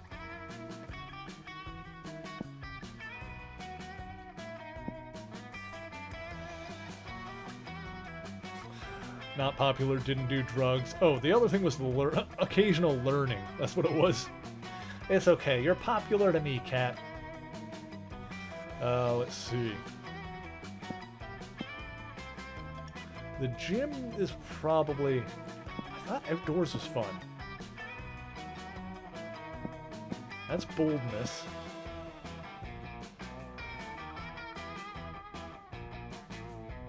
Oh, the gym is probably charm. Yeah, let's do that. That day an epic dodgeball match takes place. Everything seems lost, but you deliver an inspirational speech that fuels your team spirit, leading to a spectacular comeback. You're clearly a natural-born leader. Gain +2 charm. Yep, that was charm. That's at 10 now. Zoe is catching you up on the latest development of Pirate Mary in her spooky High Seas fanfic when suddenly a portal opens up. Never fear, the interdimensional prince is here! I've come to claim my bride, or husband, or non-binary life partner, using the terminology of their choosing. The interdimensional prince, I love when he pops up. He always adds so much wacky drama. Wait a moment. Weren't you previously Eldritch Horror and subsequently trapped in a totem deity Zagord? Yeah, that was me. You devoured my grandfather molecule by molecule, turning every atom of his existence into a million scarab beetles before crushing them and snorting their powdered corpses. Not the best, but good enough? Yeah, I feel like it was mostly the same. I did okay in high school. Then university kicked my ass until I dropped out. I'm sorry, that's totally not me anymore. No, it was magnificent! And now here you are in the body of a high school girl, but of legal age to consent, which is exactly my type. Come, my beautiful devourer of worlds, be my horrific bride. Oh no, Zoe is such a spooky high fan she might agree to marry the prince just for fanfic purposes. Better stop this right now. Be careful, Zoe has been married 17 times before and eaten every one of her spouse's minds. Why get married when you can jump on this trampoline? That's probably fun, which is at 10. Destroy him. I feel like Zoe would not like this one. I'm going to go with this one. Trampoline? I love trampoline! I love trampolines! As do I, my blushing bride. I love whatever you love. That's how good relationships work, right? You just pretend to like whatever the other person likes until one of you dies. Whatever, here we go! The three of you run over to the trampoline that was in this location for some reason because spooky high, and began to bounce. This is more fun than tasting the fear seeping out of every pore of my trembling prey. I can jump higher than you. I can jump higher than you. I can jump higher than you. At that moment, the prince jumped so high that he's swooped up by a giant falcon. A giant falcon that immediately flies to the engine of a jumbo jet plane. Hey, we did kill him. Nice. Yikes, that probably hurt, but it probably wasn't fatal. The prince is immortal, right? Or is he just interdimensional? It's hard to keep these things straight. Fuck it, he's probably fine. You get +2 boldness and +2 smarts. Okay, he's probably not dead. We got rid of him. You also get a gorgeous giant falcon feather that floats down from the sky. It's not usable in this game, but just be aware for the rest of the run that you totally have a falcon feather in your pocket. Nice. Alright.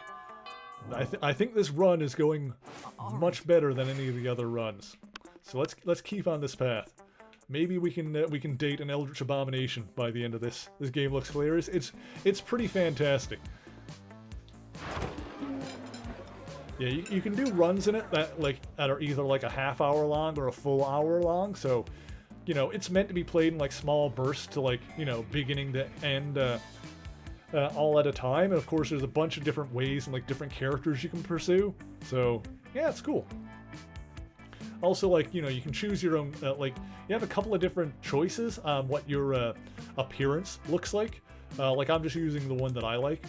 And regardless of which, I'm pretty sure that regardless of which appearance you choose, you can still use whichever pronoun set you prefer, or whichever pronoun set you normally use, or whichever one you want to use in the game. So you can be he, him, she, her, or they, them, regardless of which character model you choose, which is pretty awesome. It's pretty forward thinking in that regard, and I appreciate that kind of thing. It's not like Zoe and Miranda aren't always the perkiest of gals, but they seem extra perky as they skitter around writing things down in notebooks.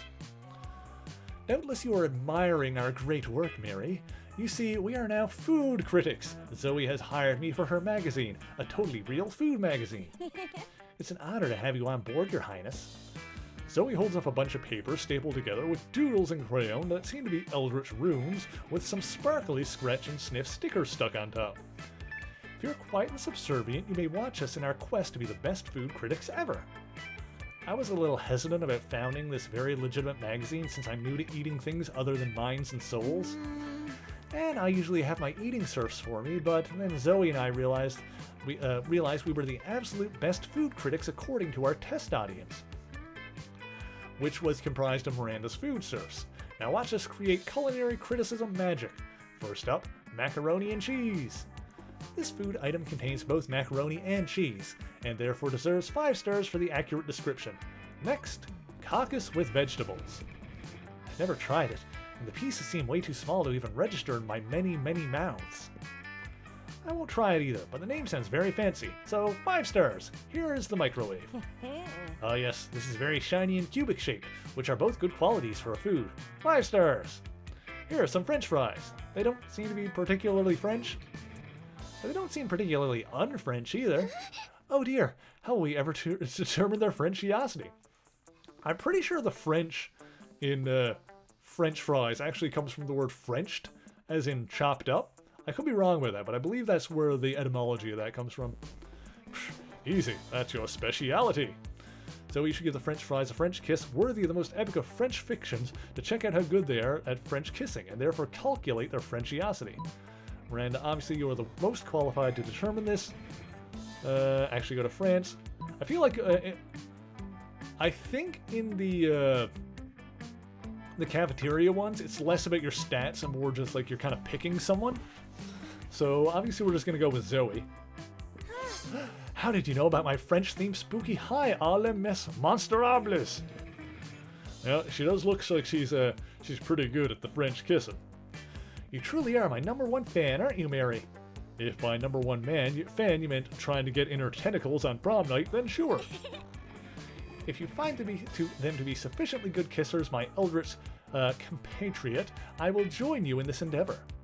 It will be good practice for me when my prince comes along, provided I am not in an enchanted slumber at the time. With her many mouths, yes. I really feel like people shouldn't be kissing people in just any kind of slumber, but that's a separate issue, so I'm just going to make out with the fried potatoes now. She does! Yes, I found that kiss to be both French and fried. 5 stars! 5 stars!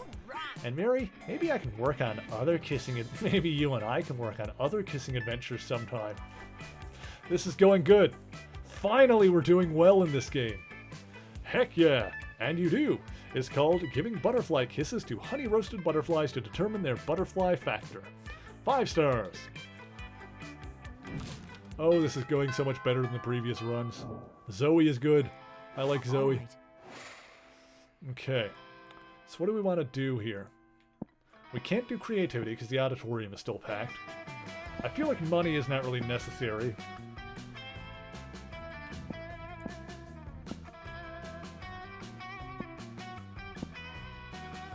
Out of what I've got now, I think I would want to update my fun, which I think is from going outdoors. Let's do that. That day during recess, you start a half-hour rave that goes full crazy. You have no idea how it escalates so much, but at one point there are like 300 people. Someone summons demons from a nightmarish dimension. The consequences might distort the fabric of reality itself, but who cares? It's a rad party. Game +2 fun. Okay, cool. You're chilling with Zoe, watching her draw cute little chibi characters getting eaten by nightmare fluid, when Leonard slides into your midst. Hey, your aunt's not bad for a girl. Oh my god, look at his shirt. Also, this guy's a Kappa. He's like a turtle. I don't know if you guys are familiar with it, but like the fact that if you can kind of see it, he's got like a water dish like in his head kind of thing, like his head contains water. Yeah, he's a Japanese turtle demon called a Kappa. Hey, your art's not bad for a girl. I might have a major opportunity for you. Oh, cool. As much as I hate your casual sexism, I love opportunities. What's up? I'm looking for someone to do a custom drawing for my YouTube channel. It'll be me, but with sunglasses, and my muscles are huge, and you can tell from my facial hair that I'm right about everything. Huh. Yeah, I could probably do that. No guarantee that it won't drive your viewers insane, though. Heh, if they go insane, then they weren't true fans to begin with.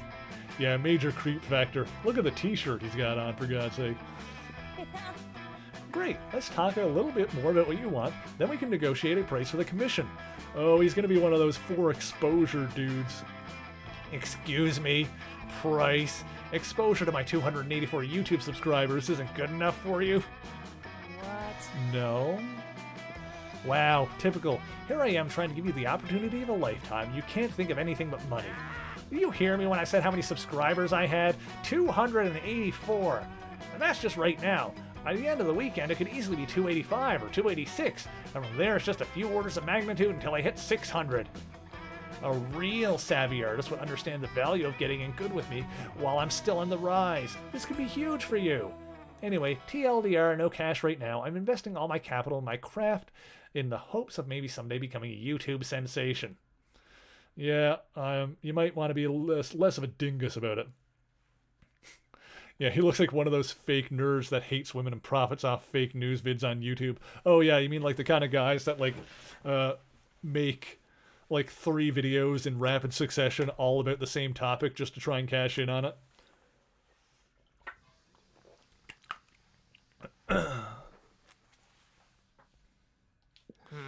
You're an artist. Do it for the love of art, or whatever dumb fucking reason artists have for doing art shit. As Leonard pours more and more garbage words out of his mouth, you can feel the air around Zoe turning into pink tentacles of wrath. Uh-oh. If you can't broker a deal between these two, who knows what'll happen to reality? Maybe you can convince Leonard to pay with something other than money. Why don't you pay with one of your kidneys? You've already got 2. What's your YouTube sensation? You can buy as many kidneys as you want. If all we got right now is hope for the future, then why not pay with your future? Pledge to be Zoe's indentured servant. No, that would suck. Yeah, I think the kidney one is a lot better than that. Ha! Deal, suckers! And it worked because our boldness was high enough. Yes. Everyone knows that YouTube stars don't need an internal organs. They film from the chest up. No one can see how much of them is missing. Oh, excuse me. Yeah, pay artists for their work. They need to pay for supplies, bills, and food. Oh, yeah, no. Yes, pay your goddamn artists. All a YouTuber really needs is a face, vocal cords, and some pretty nice teeth. Everything else is just weighing me down. Hell, take both my kidneys. I won't need them when I'm famous. Leonard rips his kidneys out and hands them to you. He's so excited for his free art. You offer to sell them to a guy who you know on Zoe's behalf because kidneys are worth more than whatever she normally paid for her art. No thanks. I think I'll actually just use these to grow a tiny effigy of Leonard that I can torment in the pain dimension for all eternity. I call it 4D fanfic.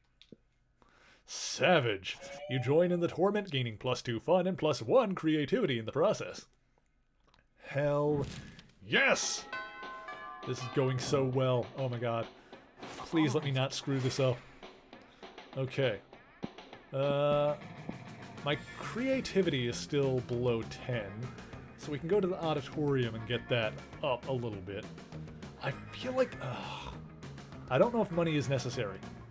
Money is definitely necessary for, like, Vera, but I don't know if that's gonna be, like, a big deal with Zoe. So, yeah, let's get more creativity just to get that above 10. That day, while rehearsing for the class play, you can't help but feel that you're not as good as the role requires you to be.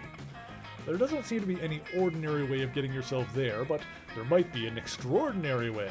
You summon the devil, one of many, and make a deal to enhance your creativity just a bit. You gain +2 creativity. You also lose -3 years of life as your end of the deal, but who cares? They weren't happening in-game anyway. Alright. You're rehearsing for the cult and I, and are super psyched for your big number. Shall we dance in worship of the unholy lords? Fun and creativity? Yeah. It all depends on the situation that pops up. Because, like, when you have to choose, like... well, I'll get into it when it gets in here. You can tell Zoe isn't really feeling it. Sorry, Mary. I just really want to get this right, you know? And plays are just the fan fiction of the theater. Sure.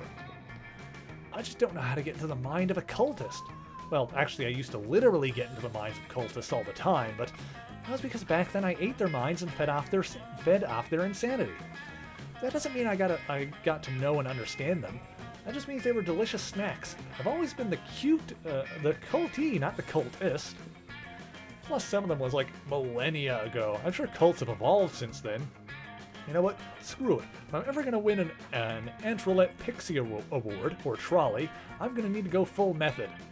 What's the best way to simulate an actual cultist experience? So yeah, when we get to choices like this, after doing like the classes and stuff and increasing our stats, like each one of these is like my success or failure in picking one is determined by whatever stat that one goes off of, but you don't know which one goes off of which stat. So join in the modern, less murdery, more culturally acceptable version of Cult, Grossfit. Ooh. Start playing this free-to-play, pay-to-win mobile game, which you can only succeed by playing... No. Or, let's go with this one. This seems better. Ah, darn it. I had 12 smirks, and that still... Okay, so I had 12 in smirks, and that still failed because my smirks weren't high enough. Oh, of course, nothing screams cult like weight loss programs. I had a friend who got sucked into that Skybody pyramid scheme that you look great flying. I'll go check out the so-called Grossfit and see exactly what all the fuss is about. And she does, but next time you see her... Dude, Grossfit, not a cult. At all. Is everyone funneling all their money into this organization, promising them ludicrous and unachievable amounts of happiness? Sure. Are they all espousing the same trait ideologies? Absolutely. You start talking about the simplest things like blood sacrifices under a full autumn moon when the sky is ready to receive her due. Everyone freaks the heck out. Like, why? Anyway, I couldn't ask any more questions about cults from the people like Grossfit because they're all dead now. Their mortal coils have been shuffled off and their souls released to all time. No clue how it happened. Thanks for nothing, Mary. Well, Zoe seems pretty pissed at you, but at least you got her to murder a bunch of innocent Grossfitters for not being culty enough. Wait, shit, no, that's bad too. Fuck, well, damn. You lose 2 creativity and -1 fun. Damn it. Oh, I messed that up. That's okay. I think that was like the first major mistake All right. in this run. Maybe we've had like one, but oh god, freaking Kappa is over there. Oh well, either way, we're sitting with Zoe and Liam. She got pissed at us, but I don't think we lost any status with her. We just didn't gain any. You find Liam bending over his burrito with intense concentration. He's obviously taking a food pic for Instagram. He channels the silent energy of the moon. Zoe is right behind him, peeking over his shoulder and giggling. She channels the giggling energy of the moon. Liam, this pic is all wrong. Tell the burrito to smile with its eyes, and make its cheese look less melty, and add a filter. Filter more, filter again. Actually, to what you were saying too, Kat, it is also possible that, like, we need to have certain stats in order to woo her, because we did get the hint earlier that it seems like Vera will always reject you at the end if you have less than 10 money. Or I think you need more than 10 money in order to ask out Vera at the end. So, this, like, your stats could also determine that at the end too, but I don't know. We don't know what they are. Also, like, you know, we got that hint from Vera in this run when we've barely talked to her, so, you know, this is the kind of game that's designed to play, like, multiple runs through to learn more about it. And it looks like you can get hints from other runs, like other routes, like in completely unrelated routes. Why must I constantly be disturbed while taking my refined food picks? No one understands my superior sense of frame. Maybe that's because that's my phone you're using? A fair point. But my phone is charging. What am I supposed to do with this food in the cafeteria at lunchtime? Eat it? I think not. You purple dork, I'm just saying that if you wanted to reach true levels of Tex-Mex beauty, you should add this sticker of Jim into your food pick. Nothing says good taste like pasting the face of a K-pop superstar next to a high school burrito. Pure aegyo. For a moment, all three of you just admired the Jimin sticker. Liam shakes it off and regrets and regains his composure. Sorry. Let's agree to disagree, timeless horror. Or, let's put Jimin in your dumb food pick. Stop it. Quick, fix this burrito Instagram K-pop emergency. What if we use the Jimin sticker where he's contemplating the existential notions of death, meaningless, and the void? True K-pop fans should know that Jimin's favorite food is enchiladas, and his second favorite food is leaving Liam alone. Yeah, that's obviously the Liam one. Yeah, the choices in the cafeteria, I don't think these are based on stats at all. I think these are just like picking a side in an argument. So just by this one, I get more Zoe points. Like if I picked the other one, I would have gotten more Liam points. You had me at meaningless. I'll allow this nonsense. Yay! Now snap that thing. I must admit, Jimin adds a quiet, powerful pathos to this bean and cheese burrito. This appropriation of mainstream culture is quite satisfying. Zoe's pick goes mega uber super viral, and now the whole world is Jimining their burritos. Geez, the internet is weird. Not as weird as your high school.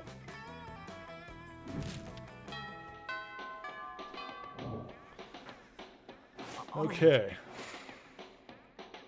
I wanted to get more smarts by going to class, but I can't. Well, let's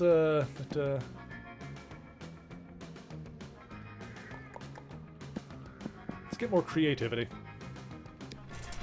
That day, while rehearsing for the class play, you do a terrific job at acting. You act so hard that some of your classmates in the audience throw roses at you. 7 roses to be exact. Damn, roses aren't a valid currency or stat in this game. Anyway, you check your converter app to see if this could translate to something a bit more useful. Seems 7 roses equals 2 creativity points. Sweet. Game plus 2 creativity. You notice Zoe with a big grin on the amalgam of chaotic nightmares she used to form her face. It's adorable. Mary, hey, guess what? My latest comic, Who Watches the Watchmen Have Sex, just got published in Weird Tales magazine. Hey, that's awesome. I worked so hard on it, and it's finally out there in the world. Nothing can ruin this moment for me. That sounds like a challenge. God damn it. Leonard, come on. Why do you always have to slide into my DMs? Delighted moods. Because I must shed light on injustice whenever it arises. What about world hunger, global warming, income inequality, human trafficking? You didn't let me finish. I must shed light on injustice wherever it arises, in the world of fandom specifically. Oh, cool. It's not. Oh, did you hear the voice clip that, like, you know, to establish his voice? He said, "Social justice warriors win again." Ugh. It's not cool, Zoe. It's not cool that publishing houses are showering attention on marginalized authors just because inclusivity is hot right now. I mean, look at you. You've got it all. You're purple. You're allegedly a woman. Oh, fuck this guy. You come from a hideous dimension beyond mortal comprehension. Any magazine would die to be able to associate with you and his brand. Can we shoot this guy into the sun, please? But it's all a shallow marketing stunt. And what's more, it's distracting from the real injustice that the liberal media is too scared to discuss. What about the artists who aren't part of some cool, sexy, underrepresented minority? What about us? How are we supposed to get recognized?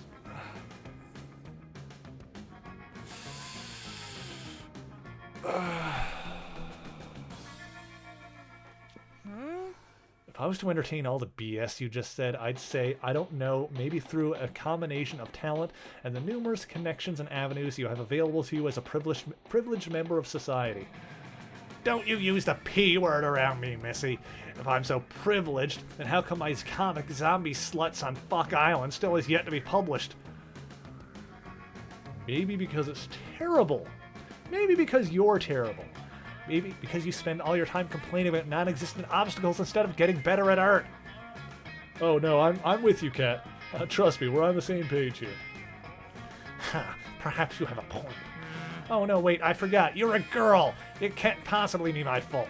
It's much more likely that the entire industry is biased against me. Ugh. Look, there's like only one way to solve this. You're way ahead of her. You select the only option that makes sense. For years you possessed the gem of Grotto, a powerful artifact capable of raising 4 people from the dead. Why not resurrect 4 great artists and ask their opinions? Use the Cal Arts sorting hat to determine the objective value of the 2 comics. Ooh, that's a good question. I don't know which one is right. The objective value.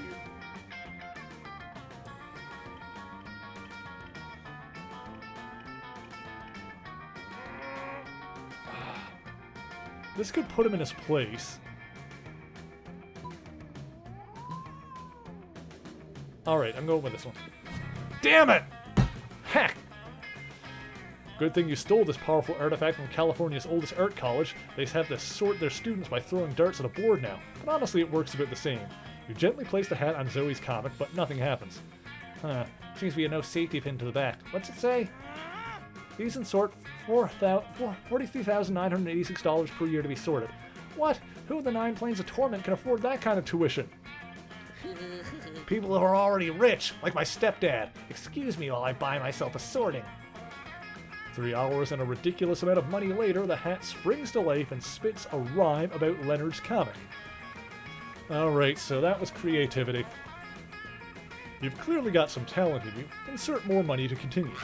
Ha! See? I'm the greatest, and it's all because of me and not because of my privilege. Boring. Well, this is depressing. I used to get drinks with the actual physical manifestation of depression itself. I'm out of here. With Zoe gone, there's nothing left to do but watch. Oh, damn it, we lose fun and boldness. Okay. All right. Hopefully this still goes okay. Alright. The annoying thing about that one, I think that failed because I didn't have enough creativity, but I wanted to get more creativity last time and couldn't because that was shut down, I think? I don't know. I could be misremembering.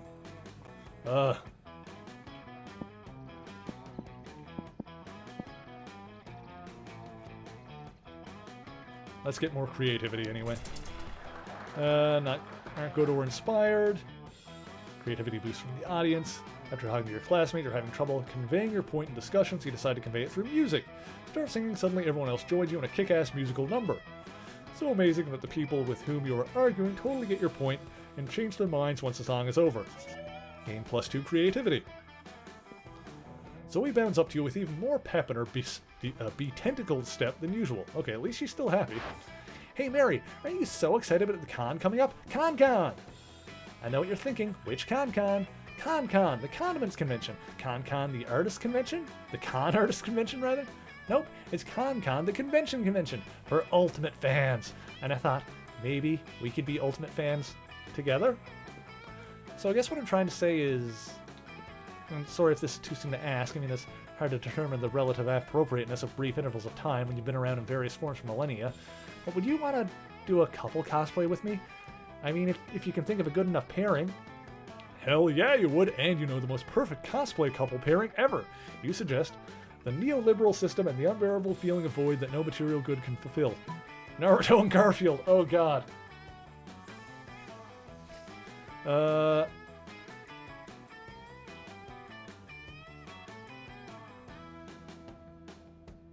feel like this is probably the right one. Oh, Smart, yes! Oh my gosh! Yes! You ship the neoliberal system and the unbearable feeling of void that no material good can fulfill too? They're like my ultimate OTP! I honestly like OMG. Like, you don't even know. The amount of beautiful, intense, gorgeous tension between the neoliberal system and the unbearable feeling of void that no material good can fulfill is like so palpable. And then when they finally kissed at the end of Eternal Love Summer Camp, my heart just melted, and the cute little necklace the neoliberal system made for the unbearable feeling of void that no material good can fulfill for their anniversary. That's such a great suggestion, Mary. I'm gonna get to work on the wings right now. The wings? You're really gonna have to reread some of those neoliberal system and the unbearable feeling of void that no material good can fulfill fixed to get the costume right. Wait, which are you even gonna go as, and which one is Zoe? Which one has wings? Yeah, worry about that later. Now just take +2 creativity and +1 fun. Hell yeah.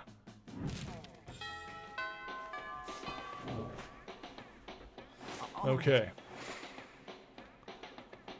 Yeah, it seems like so far it seems like what we've needed for her mostly is smarts, creativity, and I think fun.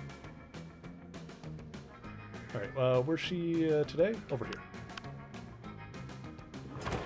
Watch Zoe watching Polly with increasing intensity. Yeah, smarts, creativity, and fun.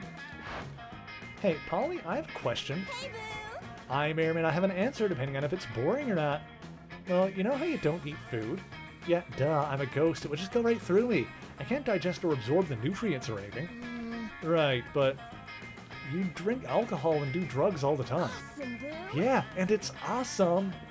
But why can you absorb illicit substances and have them affect you, but can't eat food? It's like sometimes you're totally corporeal and then sometimes you're incorporeal, and it just doesn't make a lot of sense. Yeah, and it's awesome. But I'm awesome? It is an interesting question Zoe raises. Maybe you should look at this more closely. Let's do some science. We can throw things at Polly and see what goes through and what doesn't.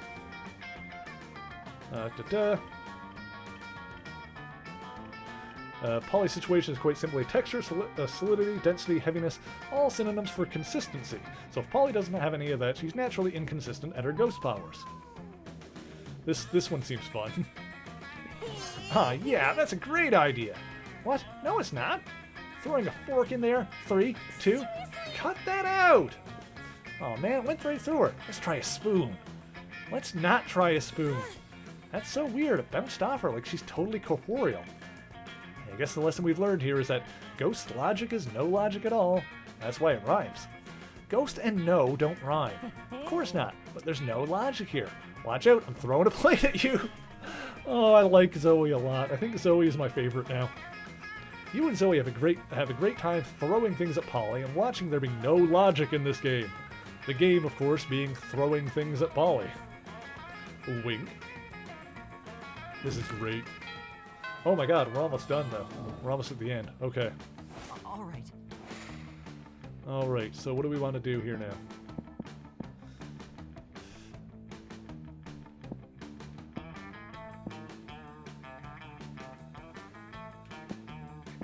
I guess we'll get some more smarts. That day you're the first one in class. Sometimes you come early because you enjoy talking to the teacher. He's a bit bitter, but in a cool way. He treats you like an adult, and the two of you discuss life and stuff in a very snarky way.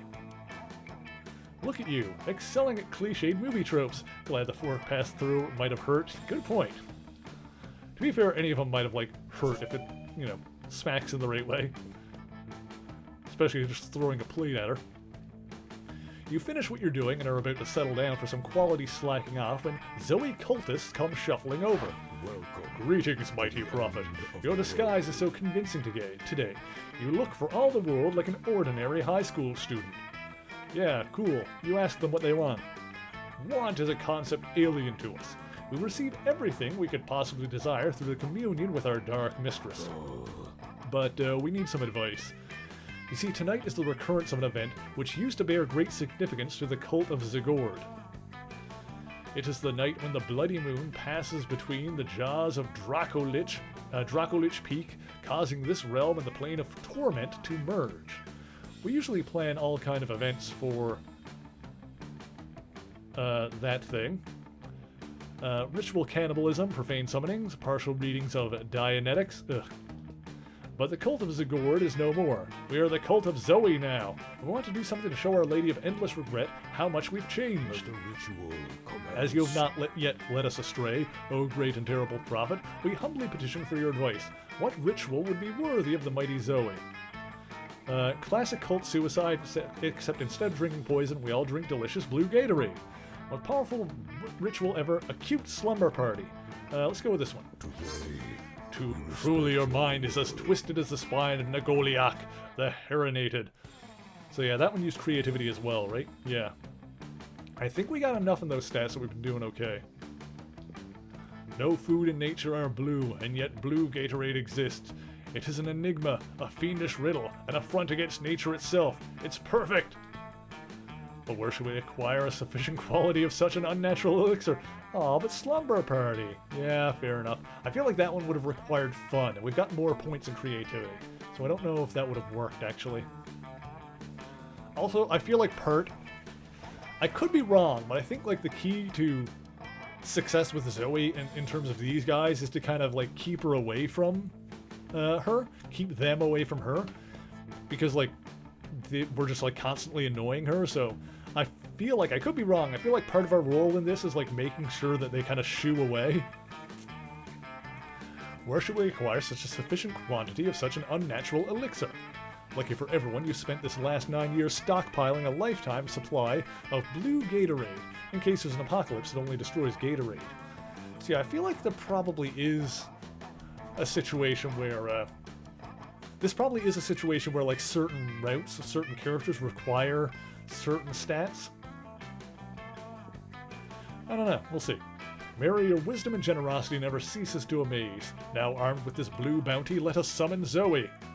The cultist lapses into a guttural chanting and unspeakable gestures, and within moments, Zoe materializes.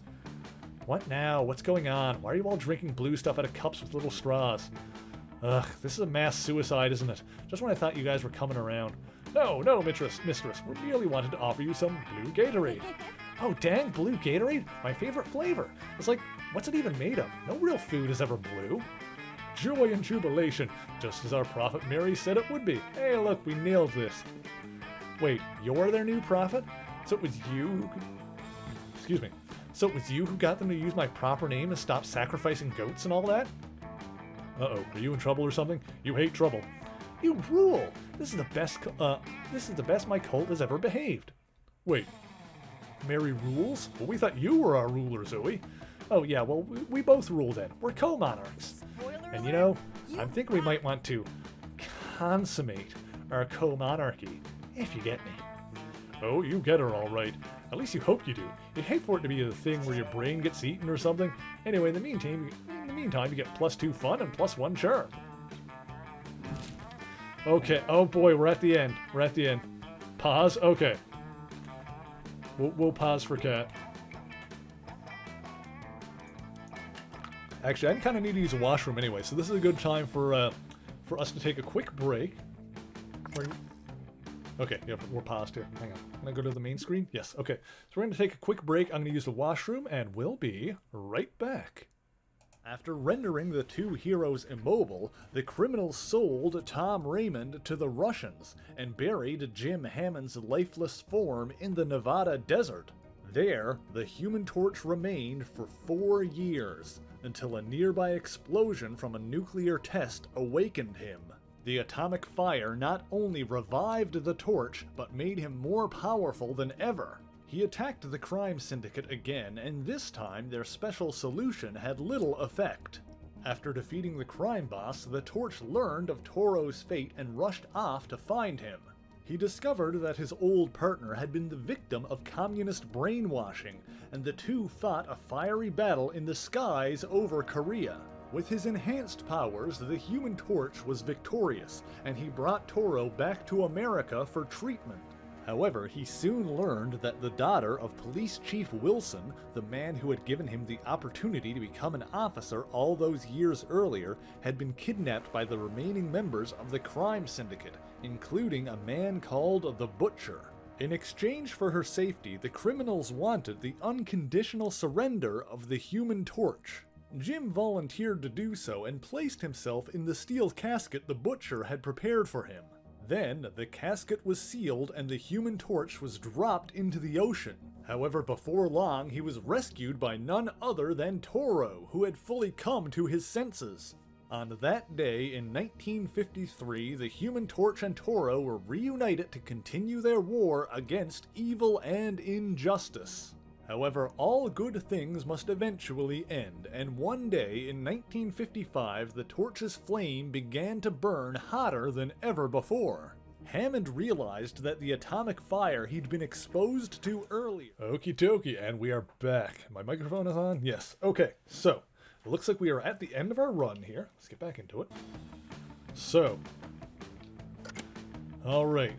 So this is our third run. This is our final run for the day. We struck out with Liam. We didn't even try really with Vera. But then, we met the eldritch horror of our dreams. Zoe, things went well. I think this could be the one. Hopefully we found our Valentine for the day. Zoe, will you go to Monster Prom with me? Zoe in. Ask Zoe to the prom. Look at how cute we are! Look at how adorable we are! Also, you can see why I picked this character for me. This is like, out of the ones that were available, like this is totally the one for me to play as. Ask Zoe to the prom? I'm nervous, I want it to work! I want to win the game. I want to win Zoe's heart. Hey, if it isn't my favorite prophet! You've been the best, Mary. Those cultists were just the worst till you finally did your thing. You care, and caring is sexy. And you know what else is sexy? An army of cultists that want to do anything to worship me and please me. Ah, Automod, why? Boop, here we go. So, what if at prom night, we go look for new ways to have fun together? Wowee! Prom night comes, you have a lot of fun. You and Zoe have the best time together, and the cultists make it way better. They laugh at all your jokes, making you look funnier. They surround you in a circle, mesmerized while you and Zoe slow dance. Let's go on And- Rule 34. The dialogue she said was, "Let's go all Rule 34. Also, wowie zowie, look at Zoe. And by the end of the night, they join you in some very restless rituals and flavorful activities. Or flavorful festivities. Ah, and Zoe. So fun, so fabulous, so fierce. She surely is one to worship. All hail the cult of Zoe! Zoe, best waifu. Mary, most likely to be a sleeper agent just waiting for the code word. Alright, we got an ending. We've got 1 out of the 47 endings. We finally got an ending. All hail Kaz. Hey, Razzle. Alrighty. Good, good. And that's perfect timing, because that just about brings us to the end of our stream. Hey, Razzle. You want to come say hi to everyone before we end off for the night, before we see who we're going to raid? Well, actually, we got to see the actual ending. Those 6 weeks were maybe the most epic and absurd weeks of our lives. After the Monster Prom, we kept on living our lives, falling in love, battling for friendship, and learning about who we were and who we could be. You know what? Like it always does, life happened, and it was wonderful. Zoe's many years of researching obscure trivia for her steamy fanfics paid off. She got a job as a consultant for a company who makes fantasy sex toys based on beloved pop culture characters. Nice. Now she rakes in the big bucks designing blueprints of stuff like the cock of the Demogorgon or the vagina of the Statue of Liberty. Pib's playing a Resi game? Ooh, maybe we'll head over there then. Miranda got a job being princess of her kingdom, which was actually kind of her job already. Well, you don't see her complaining about it. Calculester led a robot uprising, but it was like a nice uprising. They didn't riot or kill people, they just politely asked to have more rights and equal pay. Everything was fine until some monsters led a rebellion to kill all robots because they were rude robo-racists. But everything ended up just fine because Calculester traveled back in time and took care of it. For those 6 weeks, the Monster Prom seemed larger than life, and then it was gone, just like that. The battle for Monster Prom might have ended then, but there were plenty of battles left in that war called youth. But once again, we were young and unafraid, and we were ready to start.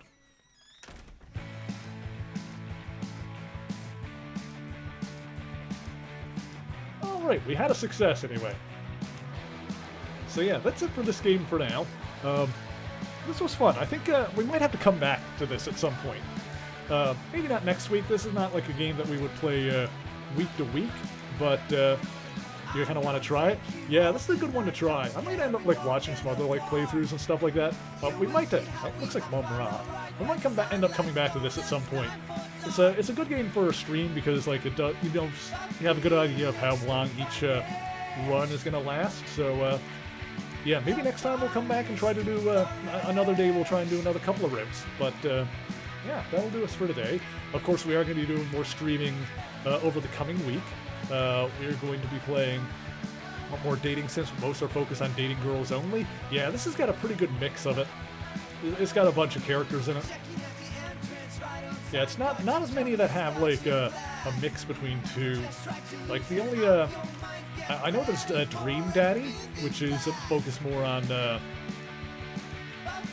male on male dating, so it's like all guy characters. So there is that one, but I don't know. I feel like there's not a lot that has like a mix. Like in this one, you choose your character, you choose your gender, and then you have like a bunch of guys and a bunch of girls to potentially woo. But I feel like most dating sims go like all in one direction or the other. So yeah, weird. Does that make Monster Prom the best dating sim? Maybe. I don't know. It's a good one. I've enjoyed this. But yeah, we'll probably come back to this at some point. In the meantime, I'm going to be streaming again on Wednesday. I think I'm going to be playing more Genshin Impact on Wednesday. That is the plan right now. And of course, I'll be back again next weekend as well. And as always, if you guys want to know what I'm going to be streaming ahead of time, you can... Oh, look at that picture there. All right, we got the picture with me and Zoe there. But yeah, if you guys want to see what I'm going to be streaming ahead of time, you can... the shop now has a paper map. Interesting. Okay, so because we got an ending, I can unlock a new image in the art gallery. Because we got a new ending, the shop got a new item. I don't know what the items are for. I feel like we're going to have to dig further into this game at some point. But yeah, you can join me on the Discord, or you can follow me on Twitter if you want to see the stream schedule ahead of time. And yeah, also be sure to check out the new videos that are over on the YouTube channel right now. Over the previous week, I've got 3 up there right now. So I've got one up about, gonna load up the comp. Okay, sure thing, Kat. I've got a video up there all about the Wanda's kids, Wiccan and Speed. I've got a video about Jimmy Woo from the Agents of Atlas, and I have a video about Illusion and Glamour, who are a set of obscure characters that were referenced in the TV show WandaVision. So there's not a lot to talk about with them, but I do a video basically explaining everything we kind of know about them from the comics and what eventually ended up happening to them. So be sure to check that one out if you're curious. And of course, as always, be sure to like, comment, subscribe to the videos. I appreciate anybody who shares them. That is always awesome.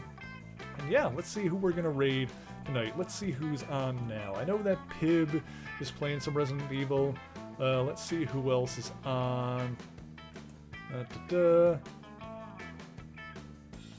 Ath is doing like a visual novel over there. Yeah, let's see. Olympia, I think Olympia's finished up over there. Olympia was just playing the Colonel Sanders dating sim. But it looks like she just finished a run, so I don't know if she's wrapping up for the night. Let's see here.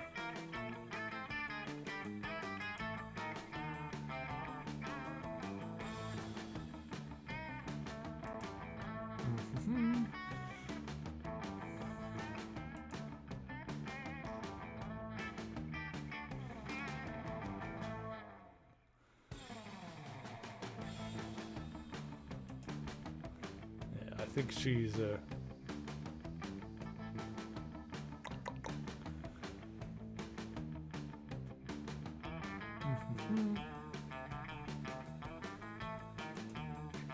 guess a little water here.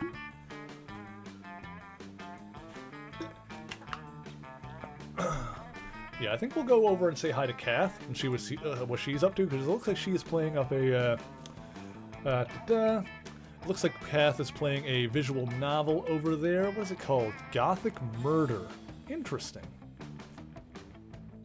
Yeah, let's go say hi to Kath and see what's going on over there. See if she's having fun. So we're going to get that going there now. Let's see.